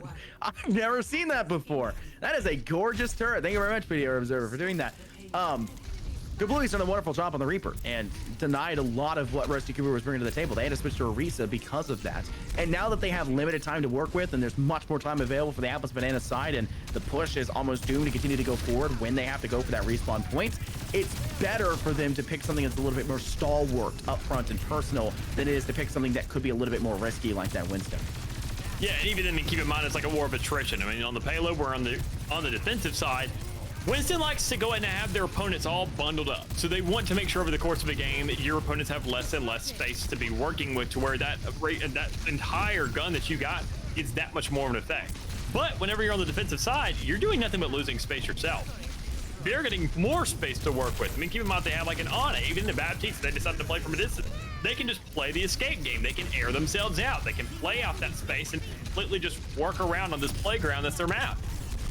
It just doesn't really play into that too much, but I mean, we could be proven wrong so long as they just stay clustered up enough, but that's not the case so far. Apples and Bananas are pushing their way through. They found themselves a pretty successful sit to get around this first corner as much as possible, but now they're getting around to the second to look for that first checkpoint. They've just kind of stuck at a little bit of a standstill, but don't worry, his Prototyper, he's definitely holding it down as best they can, but with the anti-heal now coming out, that's probably going to create some problem. Yeah, it's a big issue for Apples and Bananas. They got to deal with Sly. They were focusing a little bit too heavily on Nutter and Akua. Was being completely pocketed by the Mercy, and usually you expect a forward to be doing so, but it just wasn't the case there. They managed to take down Akua, they get the res back up, they then have to go for the Mercy, they get a really nice tag shot in the air to do so, but the res still goes off, and then Akua will finish the job onto Kezin. Really unfortunate fact, but it still means that Apples and Bananas are well prepped. They've got ultimates to counteract Blight GGs as well, but the problem still lies with the fact that Apples and Bananas have a lot of damaging ultimates to work with. Garage Door goes down, the amplification matrix is up, they still can't be sniped by Akua with the railgun, and that will happen, and all of that is countered, but look how much it took to do so. 3 ultimates off the board, but Apples and Bananas only had to use 1, and when it failed, it failed. The problem is, Dallas, there was 30 seconds remaining, and Blight GG may have just been able to buy themselves enough time here around this chokehold. Yeah, this is perfect for me, considering that, I mean, it comes down to these ultimates to work with, and even then you get the Primal Rage to play off of, and a Valkyrie. So, I mean, you can just go ahead, kind of play back a little bit, play for these heals, and make sure to get the job done, because Apples and Bananas are really struggling to get this done. But the Death Blossom is in play as well, and they don't really have the crowd control as last time without Orisa to go ahead and just throw that spear and knock it back and completely knock it out. But they do have the luxury of doing something to do it. Finding that Reaper, kind of sniffing them out, but you don't have time for that. You have to keep your eyes on this payload. You got to make sure this push comes through. You got to make sure that Primal Rage goes ahead and sticks out the right time. And it's an overtime, baby. So you're doing it just exactly at the right stint when Prototyper's trying to make that push and trying to hold things on. But I don't know if it's going to happen. Yeah, it's going to be a bit too dangerous to try to make any calls for that. Pure Master just easily able to secure that push down. There it is! There goes a huge Death Blossom, but unfortunately no heals behind it. And though you find 3 and you may have gone to play the game off the back of it, it's a garbage time ult. Nobody else was there. The team had already been felled, and you don't find enough of an impact. Blight GG after a I mean, I'm honestly amazed. A huge hold and a wonderful push on that thing when they only had a minute left remaining because they had to push it to the end with OT still on the clock. They survived 2 minutes and 45 seconds of time. What a spectacular showcase from them. And unfortunately, the Apples and Bananas will not get that $50 prize pool, and they will not be crowned the victors here for the Hall of Heroes. Kind of shocking considering the Apples and Bananas. I mean, seeing their attacking stint on that payload whenever that's the only thing you have to worry about. With that Reinhardt finally out of the way, you're saying, thank goodness this isn't really a problem anymore, even then looking at the extent that they had in terms of time and how much of a hold they had right there at the end. But it seemed like up to that point, it was a little bit of a wild card, maybe a little bit of a honeymoon phase, and maybe it's a one-off that just worked into their favor, because obviously when it came around to the second time, just things didn't happen the way they wanted it to. Even then, with a little bit of a change in composition, we didn't see that Widowmaker on the defense that second time around. We didn't see those kind of big holds coming out. We just saw them holding things out and the Winston adjustments being made as well. Just making sure that that player alone stays alive, creating enough of a nuisance and not really countering him fast enough. It's just going to create enough of problems to go ahead and give Blight the win. Yeah, you're not relying on the Winston to dive the back line. You're relying on the Winston to be up front in their face. That bubble has a pretty good cooldown. You can sit inside of it. It can protect more than just one player. It's got two edges to it. Even if they push through it, there's still a whole nother side they have to worry about. The Tesla cannon, right through that Sigma barrier, even through their Devour. It's really well equipped. Honestly, it was a pretty darn good counter against that. And with that change to Winston that came in Overwatch 2, with that right-click kind of Tesla shot, it allowed for you to get a little bit of extra tag damage and assist on those players that were a little bit more thorny and a little bit more difficult to deal with for your DPS. Either way, they played that exceptional to a T. Blight GG, a very well-deserved victory, Dallas. And I'm sure they're happy to say that, especially after the kind of tumultuous point they had in Game 2, where they had to win a 4v5, right? Like, they deserve it. They deserve it, right? I mean, you can't help but root for them at least a little bit there, considering the troubles and difficulties they've had up to this point. Yeah. And my question is how does the prize pool split up? I mean, usually that's like $10 per person. I think they're going to split, obviously, with the sub, maybe a 5-5 in that regard, because they kind of both played half the game, like a round, and they didn't play a round and a half. The sub played just one game alone. But I mean, still, those games went through a stint. I mean, they went to the overtime. They went the long haul. So I think it equates out in terms of time regardless. But I mean, considering what Blight GG did, it was outstanding. Shuraku didn't really have the sense that we were expecting. The kind of outplays and just amazing performance regardless on that last map. That's not what it's about. It's about Rusty Goomba, who is not only, just like we mentioned, being a nuisance on that Winston, but earlier on that third map, on that Reinhardt, again and again and again and again. That performance, everybody had their own moments. Everybody had their own map where they said, okay, this is where we start turning it up. This is where we look good. It's your job to start doing some stuff here. It's your job to start turning it up here. And everybody did it. Everybody has their highlight moments. Everyone has their key frames they have to work with. And when everyone works in a team and they work together, things tend to go pretty positively from there. Though it did require a bit of a rough time in that OT with much less time, they still pulled off a near miracle and won Circuit Royale without having to rely on a Sigma. That's crazy to me in the first place. That's the most crazy part for me. Either way, great game to Blight GG. Congratulations to the victor. Great game to come out from Apples and Bananas. Unfortunately, you do take that loss. That'll be it from here from us. Thank you to Bid Gaming for sponsoring this and having this event run through them. And the prize pool, of course, to go through. If you want to sign up for more events like this, as well as put a valid with guaranteed entry, go and sign up for that Country Club membership. You only have to have one person sign up and pay for it, and the whole team gets guaranteed entry in all the tournaments that we host. So it's a great deal. Plus, you get things if you're in Rochester and can go to the LAN center that we have. Get a little bit of extra added benefits there as well. Either way, thank you guys very much for tuning in. Congratulations on the victors, and we'll see you guys Wednesday for Pit of Valor.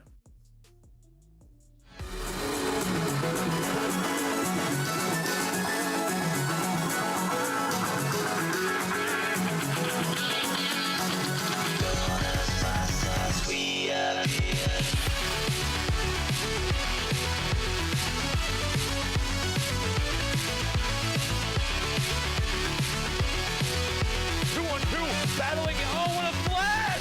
Oh!